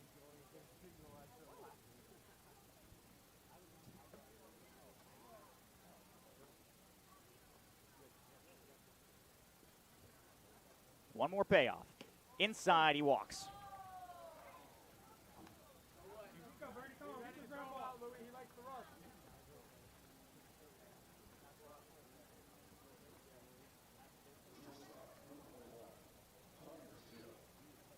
Tommy Garcia comes back. He's 0 for 3. Strikeout, fly out, walk. Contact hasn't been strong. Got sorted before, almost got sorted again. It's a 1-0.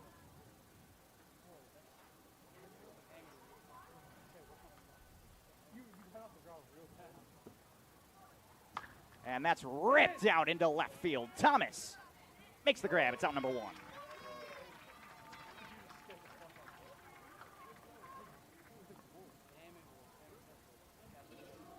Cam Hardy comes back. Hardy's 0 for 4. A hitter who arguably was top 2 on this Miracle team is now 0 for 4. That one being Pinarski. Reach on an error. Third strike, ground out. Yeah, just not having himself a day. Ball 1, Termero checking on Pinarski. Should he be checking on Pinarski? Let's take a look at the numbers, shall we?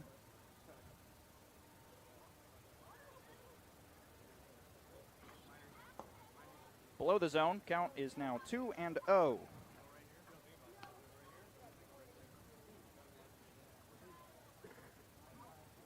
Yeah, Pinarski steals. Quite a lot. So it's that's a good reason to keep checking. Yeah, keep an eye on that guy. It's ripped foul. Can't steal if the ball's fouled off. Decent contact on that ball, though. Yeah, I mean, you heard the crack of the bat. It hit the right spot in terms of the length of the bat. It hit the barrel. Yeah. But it was a little bit high. Slowly grounded to Hockman at first. He'll bobble it, E5. Runners on first and second with 1 out. Yeah, that's not what you want. You really don't want that right now. Fortunately, I think that's a bare hand grab situation. It is, but it's whether or not you trust yourself with a bare hand grab. Like Draymond Green said, if I'm not confident in my shot, why am I going to shoot it? If you're not confident in the barehanded grab, make yourself go with gloving it and throwing it rather than just dropping it. Double play opportunity for the Oilmen here as Diani Johnson fouls one back. Diani Johnson has 3 hits all to left field. He popped out to second his 3rd time up, but he's looking at 2 singles and a double. And if I'm Hall, I'm shifting left, and I think he is shifted left. Yeah, he is. Just a smidge, yeah. Well, actually, that's a pretty hefty shift. Yeah, that's what I noticed that because I noticed at the flagpole that's sitting right in front of me. That's technically dead center, he's right? Way there. off. Yeah, that might be a tad to the right of dead center field, but yeah, that's Yeah, it's a couple feet to the right of dead center. But, yeah, if he's that far off. He's standing in front of the Lando Frost sign out there on left.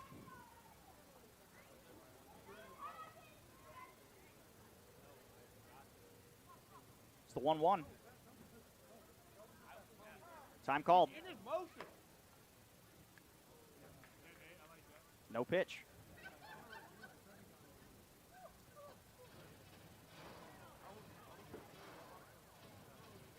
Seth, you and I feel bad for the people at home because we're not talking much because we just want to enjoy this poetry. It's electric baseball. Fouled off. Termero took that one on the mask perfectly fine. Some good recovery.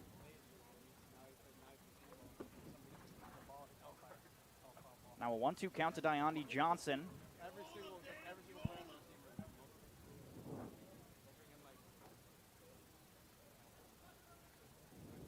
The only the only miracle player to not strike out today. Johnson? Yeah. Bottom of the zone, 2-2.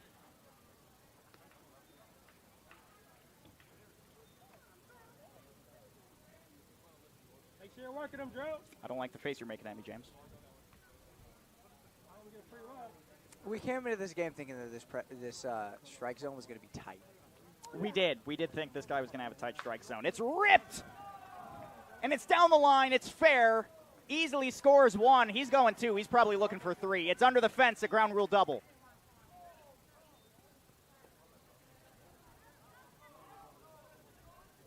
So that's a 2. Nope, that should be 1. Oh, wait, no, there was a runner on first. Dude was on first. So he'd be on third. Runners on first and second. That's only 1 run scored. And I'm pretty sure we're going to get a discussion here. There's nothing to discuss. It's a ground rule double. Well, I think they're going to discuss, was he on first or second? He was on first. If he was on first, then that means that he's on he's second. back on. He's back. We're good. Okay. Cam Hardy went back to third. It's an 8-4 ball game. We're back to within 4.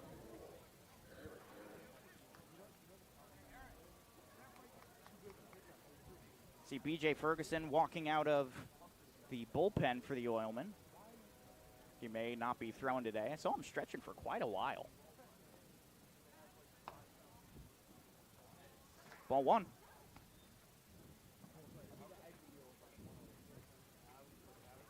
When did Lelliert throw his CG? Was that Friday or Saturday?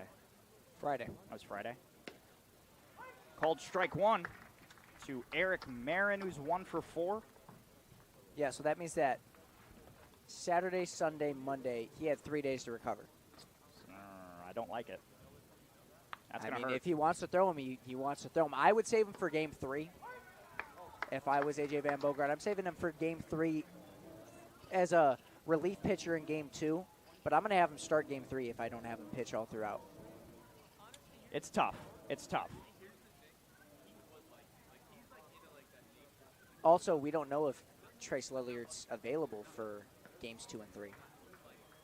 Try to get him to chase on the changeup. It's 2-2. Yeah, almost got him chasing there. Last second, Marin decided to pull the glove back, or the bat back, excuse me.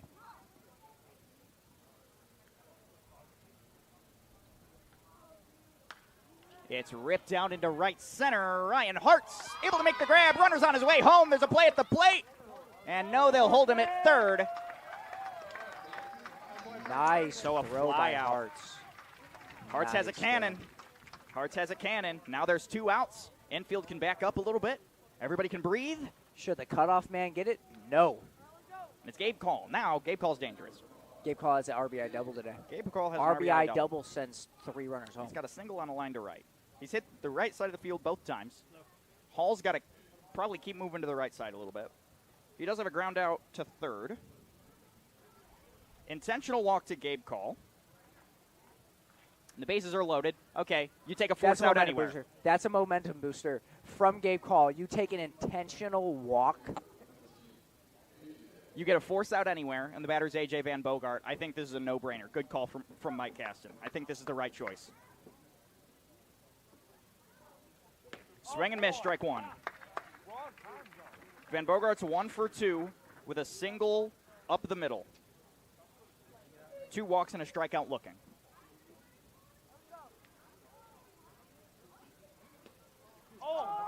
Just under the zone. Count goes even. That was a good call. Yeah, that was the right pitch. That was the right call.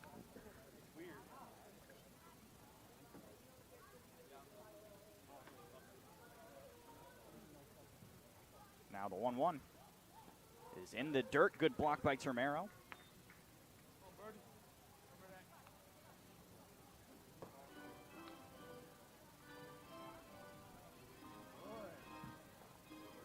I still see Trace Lilliard standing by the bullpen. I think he's gonna throw. I just don't think he should. I think that they should save him for starting game 3. Yeah, I mean, I'm fine with that. Ball 3 outside. However, they can get somebody that's, a great pitcher. I'm not saying that Trace Lilliard isn't, because he was able to throw 118 pitches in a complete game. But if you can get somebody else, get somebody else. You know what I mean? Don't force out his arm. It's 9-4 on the walk. I don't know why Burdak was a little nervous to give him something to hit there, but he was outside every single pitch.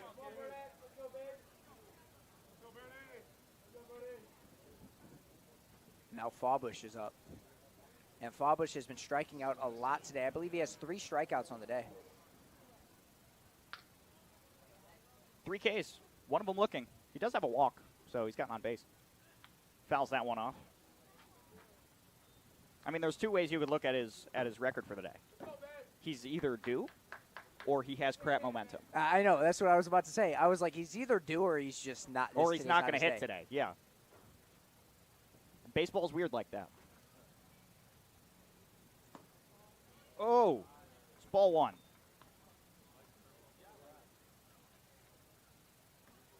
Robbie, you got more fans. Yeah, Robbie has more cheers in the comments than any of us do combined.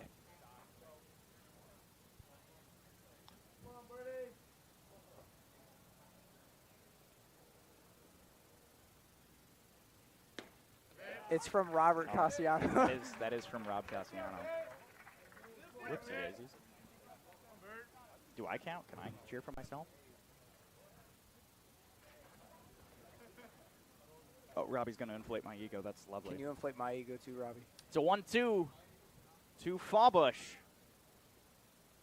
Pitch is in the dirt. Good block by Termero.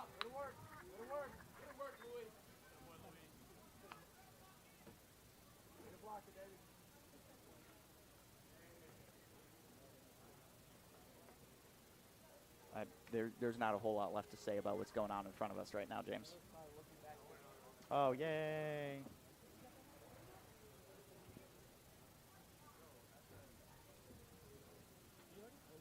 I mean, it's still a 2-2 count. He can get him out here.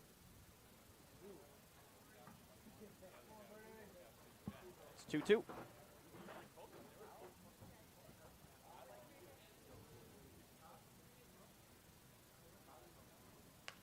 Fouled off. We'll do it again. Bat broke.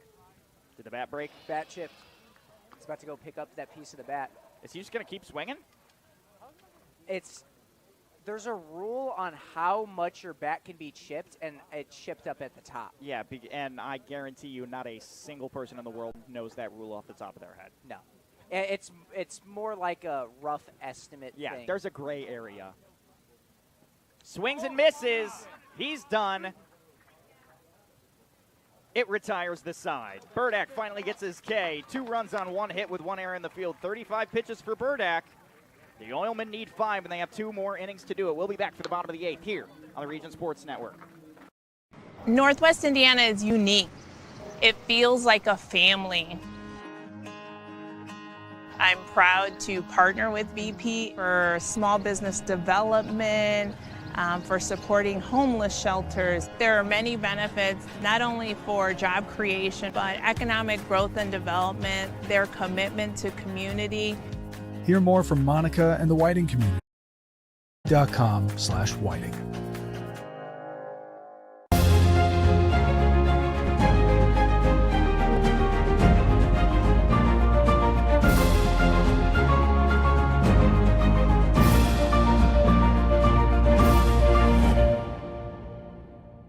We don't go to the office, we build it. This is a truism with Ironworkers Local 395 and the Northwest Indiana Contractors Association. Our goal is to exceed our customers' expectations. We provide a skilled, OSHA-trained, drug-free workforce, as well as many other certifications from our 4-year training program. Every time you hire an ironworker from Local 395, you should feel confident that you are receiving highly trained, highly skilled, and drug-free journeymen and apprentices who take their job and your project seriously. For more information, contact us at 219-763-7900 or ironworkers395.com. We're back at the bottom of the 8th. We were kind of expecting Trace Lilliard to come on out here, but we still have Ian Hernandez. He might be looking at another inning of work here. I don't know if he'll go 2 more. But you've got Seth Berquist alongside James Chalice here, giving you all things Northern League playoffs. The leadoff is going to be Kevin Hall. 0 for 3 with 2 groundouts and a strikeout. Hernandez at 29 pitches through that first inning of work. The Oilmen have kind of found what they need in terms of looking for pitches that they can get on base with. Hernandez overused that slider a little bit, but that one found the zone for strike 1. Maybe he needs to face batters like that. I mean, going opposite hand here, I think that slider might do you a little bit better. It'll jam you up if you make contact with it on the inside. But he bloops that one out to first. They're going to have to make a tough play. He's safe. Infield single for Kevin Hall. He gets his first. Tough play to make, and great job by Hall to beat it out. And if you're looking for a big comeback, the best way to do it, get the leadoff man on base. And he did it in just 2 pitches. And now we go to Ryan Hartz, who's also due with 2 groundouts and a strikeout.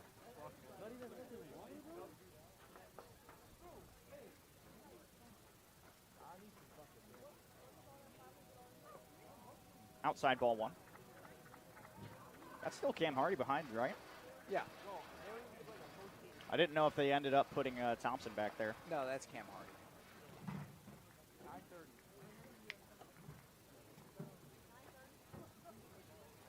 We do get a substitution at first, though. Dietrich is in the dugout. There's a sub at first. Number 27 is at first.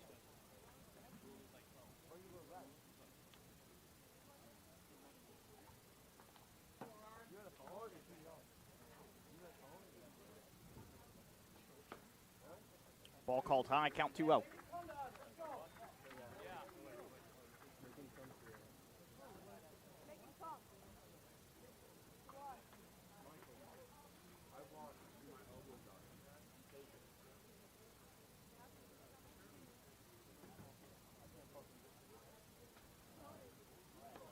Called strike.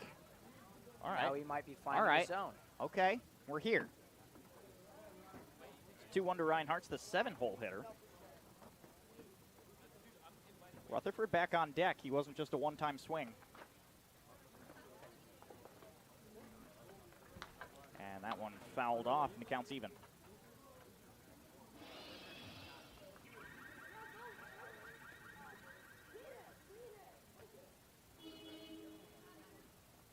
And now we don't see Trace Lilliard out there.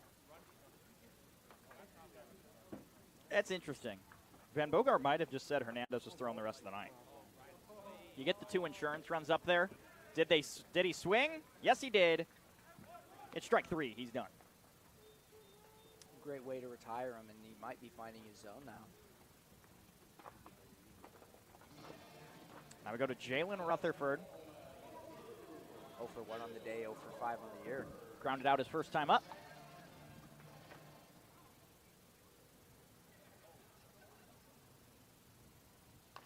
Slow grounder over to second. They're not going to get the double play, but he get it first. It's out number 2 to advance the runner to second. And, well, that's kind of decent for the Oilmen. It's not going to be enough. They need 5 runs. Now Derek Holmes coming up. And this is where their rally started. The last time they were up was with Derek Holmes. Almost 1 for 2. Reached on an error, single, hit by pitch. He's got a perfect OBP. Oh, he wanted it. He wanted it so bad. He wanted it and misgauged it. He wanted it so bad. I wanted it. As a spectator, I was like, that's when you pull. I know you and I were sitting here when the Generals were playing here, and I was just like, that's a pitch. It's just hanging there. Fastball, strike 2. I went a little bit high, but found the top of the zone. Yeah, I think that was in there. I don't think that was high at all.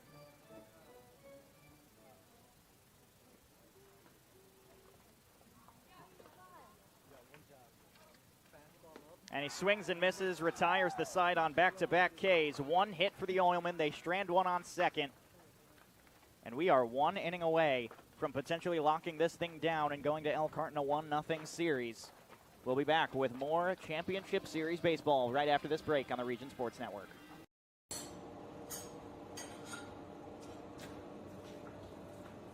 No one ever called it the great indoors. Get out and join us. Our hands are the tools. The outdoors is our office. And our climate control is the climate. We are the Laborers International Union of North America, the best paid, best trained construction professionals in the state. We build Indiana, and we're ready for you to come build it with us. These days, it's recommended that you keep your social circle small. Of course, as the original light beer, we've always recommended that. It's Miller time. You guys are crushing it. See how 8 grams of healthy protein in Land of Frost premium meat gives you energy and keeps you full. Let's get those buns toasted, bread. Cheese, 10 more. Go. I'm getting shredded. Make the smart choice. Land of Frost Premium Meat. We're at the top of the 9th at Oil City Stadium. The Oilmen are currently behind by 5 to the Elkhart County Miracle in Game 1. Seth Berquist's here. I'm with James Chalice. The odds are low. Odds are very low. The odds are low. If any team can do it, though. I mean, if there's one, and when they come back, they're at the top of the order. So it's very nice for them because it's a very great way to end off. Nate Burdak's still on the mound. He threw 35 pitches in the first inning. He gave up 2. Well, Seth, do you remember what we said when we were going in there? We don't have to worry about his pitch count. And you said unless he throws around 40. Yeah, he's at 35. 35 is around 40. That's pretty close. Jackson Montgomery and Andrew Jimenez were just playing catch out there by the bullpen. I don't think it means anything, but it's worth pointing out. No, I mean, we're already in the 9th. We're 3 outs away from probably just wrapping this thing up. So Mason Myers in for Kyler Dietrich, which is a player that I didn't even write down the name of. Nope, he's here anyway. There we go. He takes ball 1. Yeah, luckily no plays were, what's it called? I've completely lost my train of thought. I'll bring you my thought process then. At the beginning of the game, or before we came on, we were talking to both teams a little bit. A.J. Van Bogart, player manager for the Elkhart County Miracle, said that his strategy going into today was if he felt like there was a player who wasn't really prepared for the moment or wasn't really playing their own game, he wasn't afraid to pull them early. He was going to find people who were not afraid to play their own game, and they would just go out there and work. And if you, even in the second inning, were showing signs of being a little frazzled by the moment, you're just not going to play. And this is the first sub we're seeing of the day in the top of the 9th. Well, but I don't think it was because he was frazzled and not ready to play. I just Absolutely feel like not. They're giving him the time. I did tell AJ, because AJ, and I love what he says to his guys. AJ tells all of his guys when they're upset because they're facing a really good pitcher, he goes, ball still has to cross the plate. Yep. He's just another dude. Ball still has to cross the plate. Don't worry about it. You know? So I like that, but I told him, I was like, Matt Ruckay, he pitches for contact. So tell your guys, he's letting you hit it. Right. And then I was like, but maybe don't tell them, because if they strike out, it could tear down their momentum. Right. I take it he did not tell his guys, and he kept them with that mentality of They're just another guy, and that ball has to cross the plate. Right, and then Rutke threw 8 Ks, and he played very, very strong. But their momentum didn't get crushed, and that's the only reason why I don't think that A.J. worded it that way. Rocketed foul into the Oilman bullpen. It's an 0-2. Penarski is the batter. He's back at the top of the order. Ground out, fly out, single, fielder's choice, walk. All on the right side of the field, by the way. In the dirt, Meyer took off. The throw, offline, E2, and the runner's at third.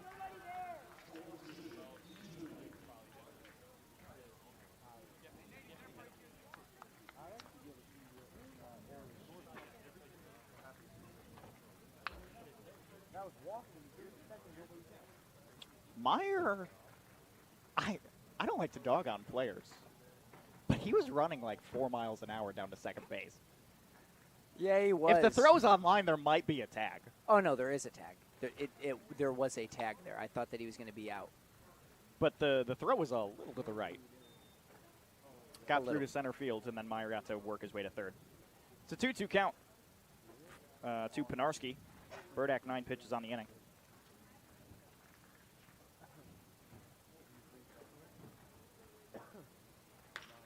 Ripped over to first baseman Ryan Groberski. It's by his glove. It scores a run. It's 10-4. That's a single. Yeah. It's a hard ground ball. Yeah, no, it's so tough to make that play. Errors are one of those things where it's just like, it's so weird, Seth, with sports. And I noticed this because I'm a big football guy with pass interference and everything like that. You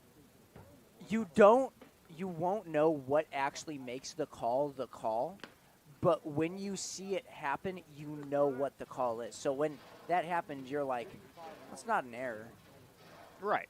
But according to the rules, it technically could be considered it, but it's not one. Right. So like, it's all off of feels. It's very weird. Runner goes, ball's in the dirt. It's a stolen base. Penarski on second. Tommy Garcia is the hitter. He's 0 for 4. Strikeout, fly out. Strikeout, fly out. There was a walk in the middle of there.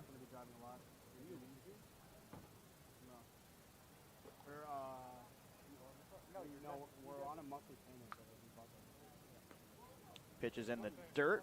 Good block by Termero. I think Termero's had to block more pitches in the dirt today than any other day this summer. And if that's not indicative of the way that this game is gone, I don't know what is. Only 4 of these 10 runs are earned. 4. How many? Ripped. Left field. Just short of the warning track. Thomas makes the catch. It's out number 1. And I thought that Tommy Garcia had one. Oh, boy. Oh, boy. How many earned runs have the Oilmen scored? 2. So the score would be 4-2. Either way, they'd be in a deficit. Yep. But still, one deficit. I would much rather be sitting at a 2-run deficit than a 6-run. One deficit is way easier to regain control from. It's 1-0 game, or 1-0 count. Not a 1-0 game. I wish it was a 1-0 game. Remember back in like the third when it was a 1-0 game? What do you mean in the third when it was a 1-0 game? Runner goes. It's a stolen base. It was a 1-0 game in the top of the first. Well, right, but it was more recent in the third. Oh yeah, that is true. It was a 1-0 game back from when 1 we thought to 3. This was going to be a pitching duel. Yeah, we're at 3 hours and 5 minutes of baseball played.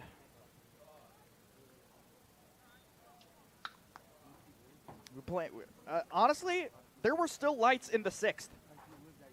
Remember that? Like, we saw the sun in the 6th inning. We were flying through the first half of this ball game.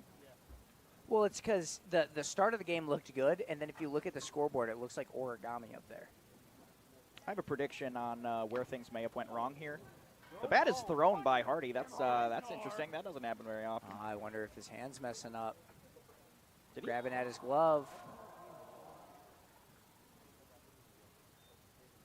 Need some pine tar. Okay. I don't think that was a wrist thing. I think it was just kind of it was a weird swing. But you always got to be vigilant of those things. Ripped into center field. Runner is tagging at third. Kevin Hall makes the grab. Runner goes. Throw at the plate. There's a play. And he'll go back to third. Nice throw. The outfielders are so strong. The rocket so on the strong. arm. And now the Oilman's worst nightmare. The Oilman's worst nightmare has appeared. 4 for 5. 2 singles, 2 doubles. Popped out the second. It's Diandi Johnson, number 36. And what's he on the day? 4 for 5. Okay, show me his, what is his RBI count? I literally No, I mean, what read is his you. RBI count? Crap, I'm looking at the wrong thing. RBI for Diandi Johnson. He has 2. So he's 4 for 5 with 2 RBIs. And 2 runs. 2 doubles. One of those a ground rule double. Both of them being RBIs. And they're going to play at home. They're going to look for a tag. They get him in a rundown. Interesting play. The tag. He's off the baseline. He's out. It retires the side. Interesting play. But the fielder's choice works out. And we'll go to the bottom of the 9th. The Oilmen need 5. Let's hope and pray. You're watching playoff baseball on the Region Sports Network. There's a shortage of roofers across the country. Here at Roofers Local 26, our signatory contractors are in need of a well-trained workforce, and it's our job to provide that workforce. We are looking for people that are self-motivated, people that are reliable, people that are willing to give a hard day's work. In return, they get a good paycheck with good benefits. This is not a job, this is a career. If you're willing to put the time and dedication in, we're willing to provide you the tools and training necessary for you to succeed in the roofing industry. We've been doing this for almost 100 years. We know how to get the job done.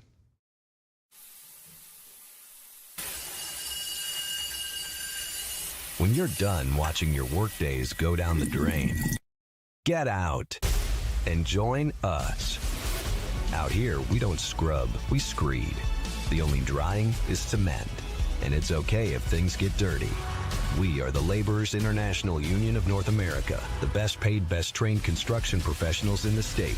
We build Indiana, and we're ready for you to come build it with us. You guys are crushing it. See how 8 grams of healthy protein and Land of Frost premium meat gives you energy and keeps you full. Let's get those buns toasted, bread. Cheese, 10 more. Go. I'm getting shredded.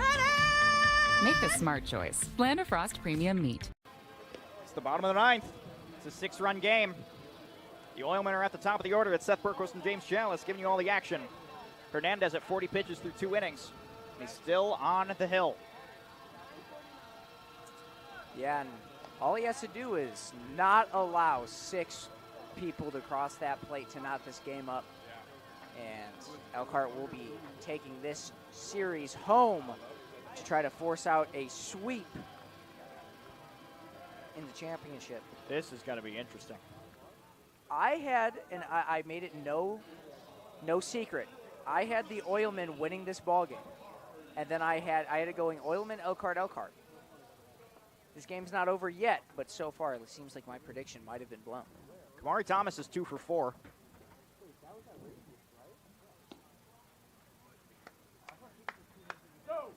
It's a ball under.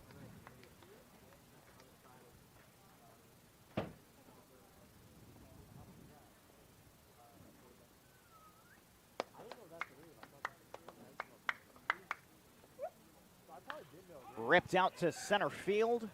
Van Bogart in shallow left. It's on number 1. That's 1. 2 to go. And Nate Brumfield comes in. Hey, buddy. That's new.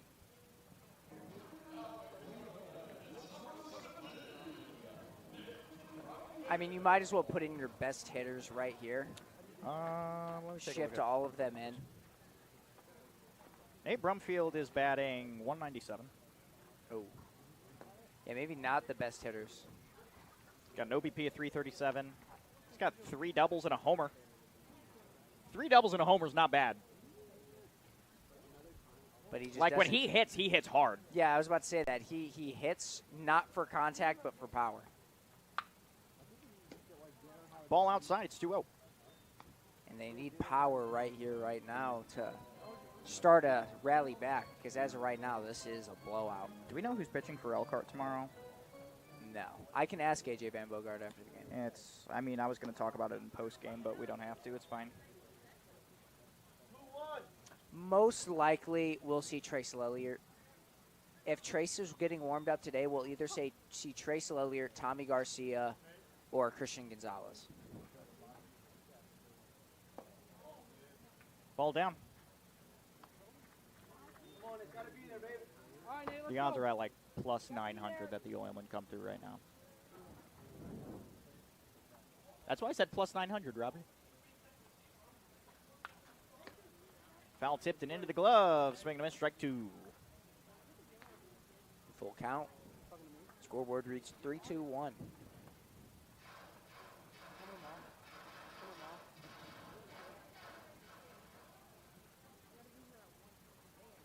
Now the payoff. Ripped right up the middle. Nate Brumfield finds a line drive single. And if you're only going to get one at bat in the day, that's the exact thing you want to do. And he hit that one with, I would say, power. I'd say if anything is not a ground out or a ground a ball, I'd say that that's power. Ryan Groberski. 0 for 3. And I feel like he's due up for a hit. Oh, I mean, he's been due for about a week for a big day. I mean, I really don't want to crap on this guy because he's honestly, he might be He's like 1 for 14. But yeah, he's 1 for 14 in the past 4 games. Yeah, he hasn't been very strong in the past week. Struck out twice today. I don't want to say that it was any one specific thing, but ever since he pummeled that homer into left field, he just hasn't hit very much. Swing and misses.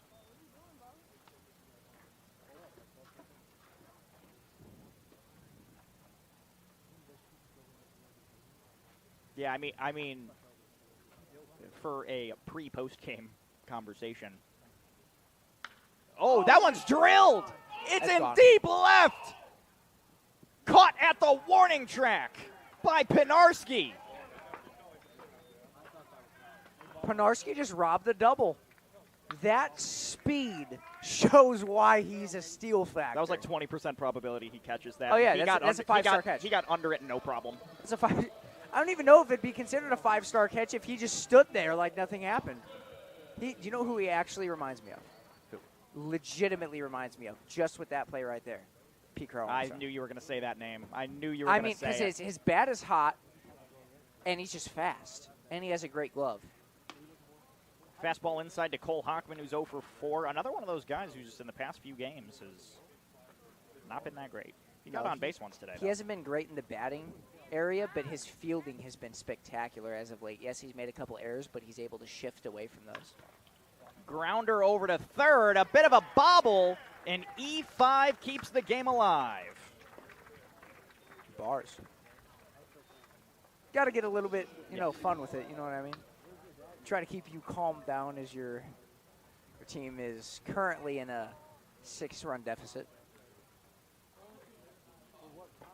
So now, with 2 on and 2 out, Oilman still in their last chance. It's Luis Termero. He's 0 for 2. Has walked and gotten hit by a pitch, and he's grounded into a fielder's choice. So he's 3 for 4 in on base.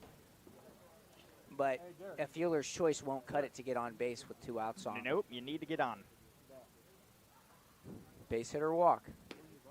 Ball outside. I don't know how you predict that pitch is going to go that far outside. That was a nice pitch. That was it broke a lot, and there was the little time that it broke.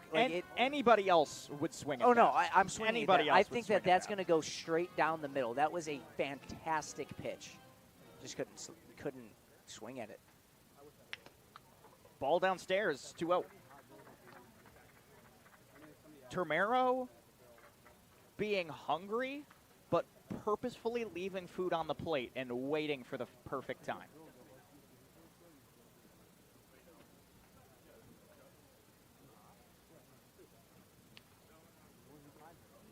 Now the 2-0. Takes the strike in the bottom of the zone for strike one. I agree with the call. Yeah, I mean, that was the right one. Honestly, if I'm Termero, I'm upset that I didn't pull it. That's the one. I mean, I don't know where Termero's comfort zone is, honestly, whether if it's higher or lower. But, I mean, that's right at the knees. You drive that thing out. I'd say it's lower because he tends to hit far out. Yeah, it's true. The 2-1. Outside, we'll keep it going. Good lead right there. 3-1 count gets it inside his formation. On deck is Kevin Hall, who's 1 for 4.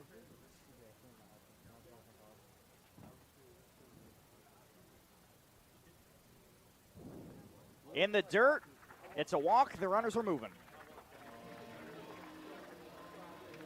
Bases are loaded. Still a 6-run game. I mean, a home run here. We're still down by 2 with 2 outs. But it's Kevin Hall, the center fielder.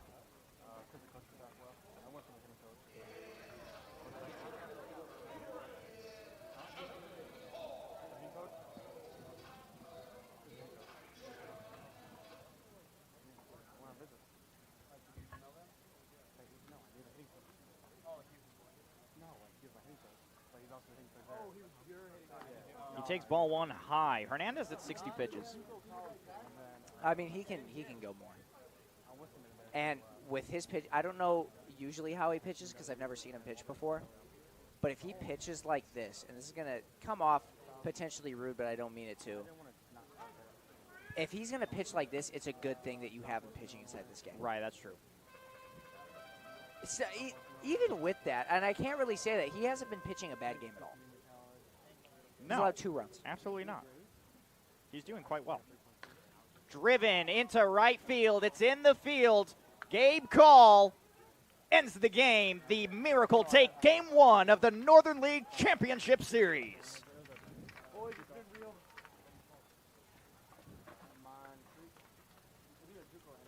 Well, we're going to have a post-game show, but just I want to know your initial thoughts. I'm happy. But before we go to a break. I'm happy. I know you're happy. I'm happy. I know you're happy. There's a lot to talk about. If you want to hear a little bit more about what happened in today's game, don't go anywhere. There's a post-game show with James and I. But for right now, we're going to go to a break right here on the Region Sports Network.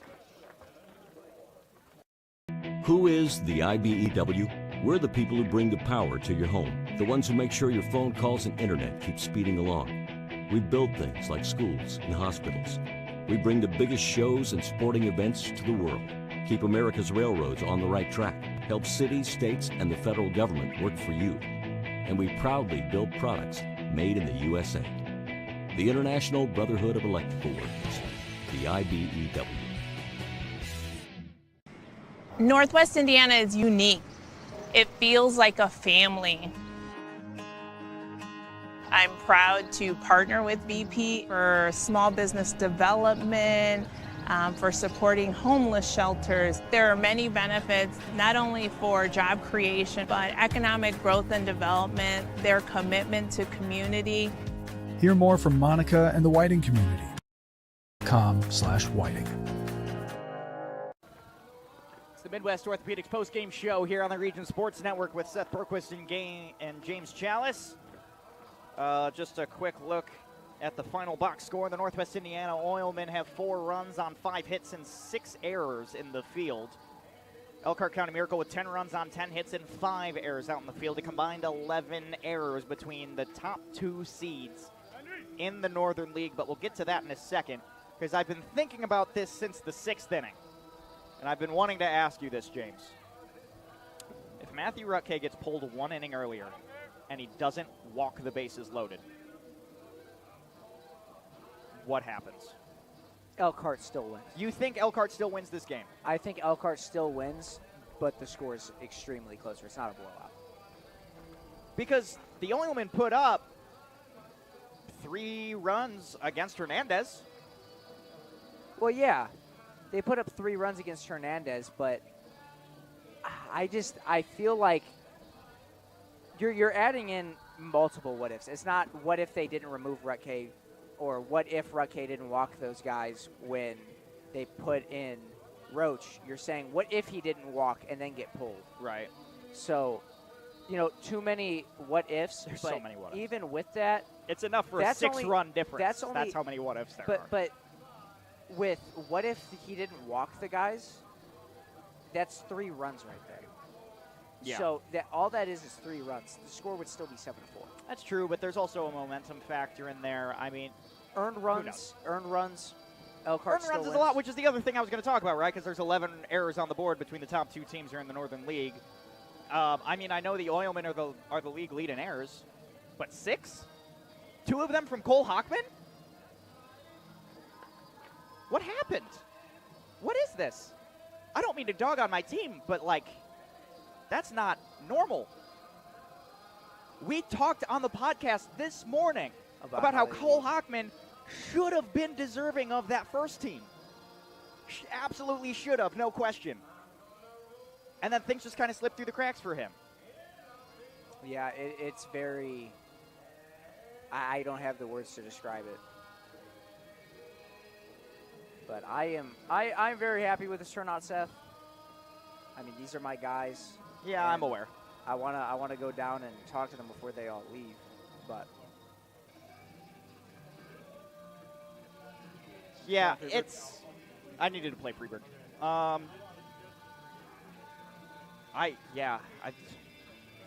We got to go to Elkhart tomorrow. This series isn't over, and you're driving. I'm driving us there. Unless you me, want you, me and to Robbie. Unless you want me to drive or drive back, you're driving. I'm taking it. I'm taking the full 3 hours. I'm doing it. He's driving. I love that drive. But I know you don't know for sure who pitches tomorrow, but do you have any predictions? I think Christian Gonzalez might pitch. Trace Lilliard might pitch. I mean, given the fact that he was absolutely ready to close for the Miracle tonight, I think we do see him tomorrow. I don't think he should pitch probably until Thursday, if there is a game on Thursday. But, yeah, I mean, at this point you have to. Gonzalez is good. We talked about Yabi Cruz this morning. I don't know if he's going to be around. I have no clue. It's tough to say with this Elkhart team because all of these guys in the dugout we've seen before, but never even 12 or more at a time. They're always in small quantities when we see all these guys together. The fact that we saw all of that roster all in the same dugout at the same time, they showed up to win. It proves kind of what I've been trying to say all season, is that if Elkhart gets the guys out here to play, they are unstoppable. Absolutely unstoppable. Elkhart's taking this series 1-0. I know you're rooting for a Miracle win here. Well, I'm rooting for my guys that I really like to win, and it's sad that the Oilmen didn't win today because Matthew Rucke, who's walking right in front of the box, my favorite pitcher in the league. It's hard to root against him, but at the same time, I just love these guys on the Elkhart County Miracle, and I want to see them succeed. Yeah. So, what do the Miracle need to do tomorrow? Look, okay. Noah Chapo on the bump for the Northwest Indiana Oilmen confirmed. We do have Noah Chapo starting for the Oilmen, who is a lights-out, strikeout after strikeout pitcher who gave up 1 hit across 5 innings when the last time he was here at Oil City. What are the Miracle looking at? Just try to fight him off to keep momentum alive in the series. I don't see them winning game 2. You don't see them winning tomorrow? If Chapo's on the bump, because I've never seen Christian Gonzalez pitch, so I have no clue of what they can do. But if they can keep up, then it could be a close game and they could end up pulling it out. I'll give you a statistic from last year. You can tell me what you think about it. It was the exact same situation last year where we went straight to a 3-game championship series, and all 3 games, the away team won. Which is abnormal, especially between these 2 teams, because there's a lot of traveling involved. Yeah. But I don't know how, but the away team won all 3 games. Do you see a similar situation this year? I definitely see that as a possibility. Just shaking hands with Matt Rutke. Strong pitcher. Yeah. Strong pitcher. But So you're saying Elkhart in 3. yes. So I think Elkhart's run out of pitchers. I'm not going to lie.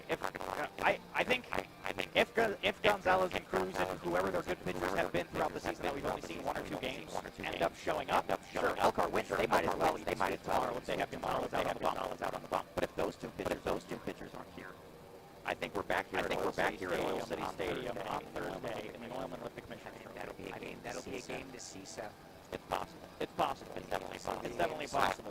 I will predict that we're going to be back here on Thursday. Okay. I'll predict that we'll be back here on Thursday. I'm nervous. I'm very nervous. But I think we're going to be back here on Thursday. But before we sign off for the night, after Game 1, any final words for us? Go Elkhart. Go Elkhart. First time I've ever actually heard you say that. You've said go Gens after every night we've been here. Go Elkhart. And you're saying go Elkhart. That brings us to the end of another exciting game here at Oil City Stadium. Tomorrow, the Elkhart County Miracle will host a possible series-deciding game at Elkhart Academy. First pitch for 6 p.m. Eastern. Before we sign off, I'd like to give a huge thank you to Rob Cassiano for his work in bringing you tonight's broadcast, and Joey Savaglio for helping us keep up with statistics throughout the game.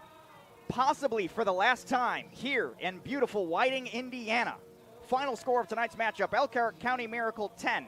Northwest Indiana Oilmen 4. Thank you for tuning into tonight's broadcast here on the Region Sports Network. From everyone in the Oilman organization, this is Seth Berquist alongside James Chalice reminding you to create your own extraordinary and tune in next time.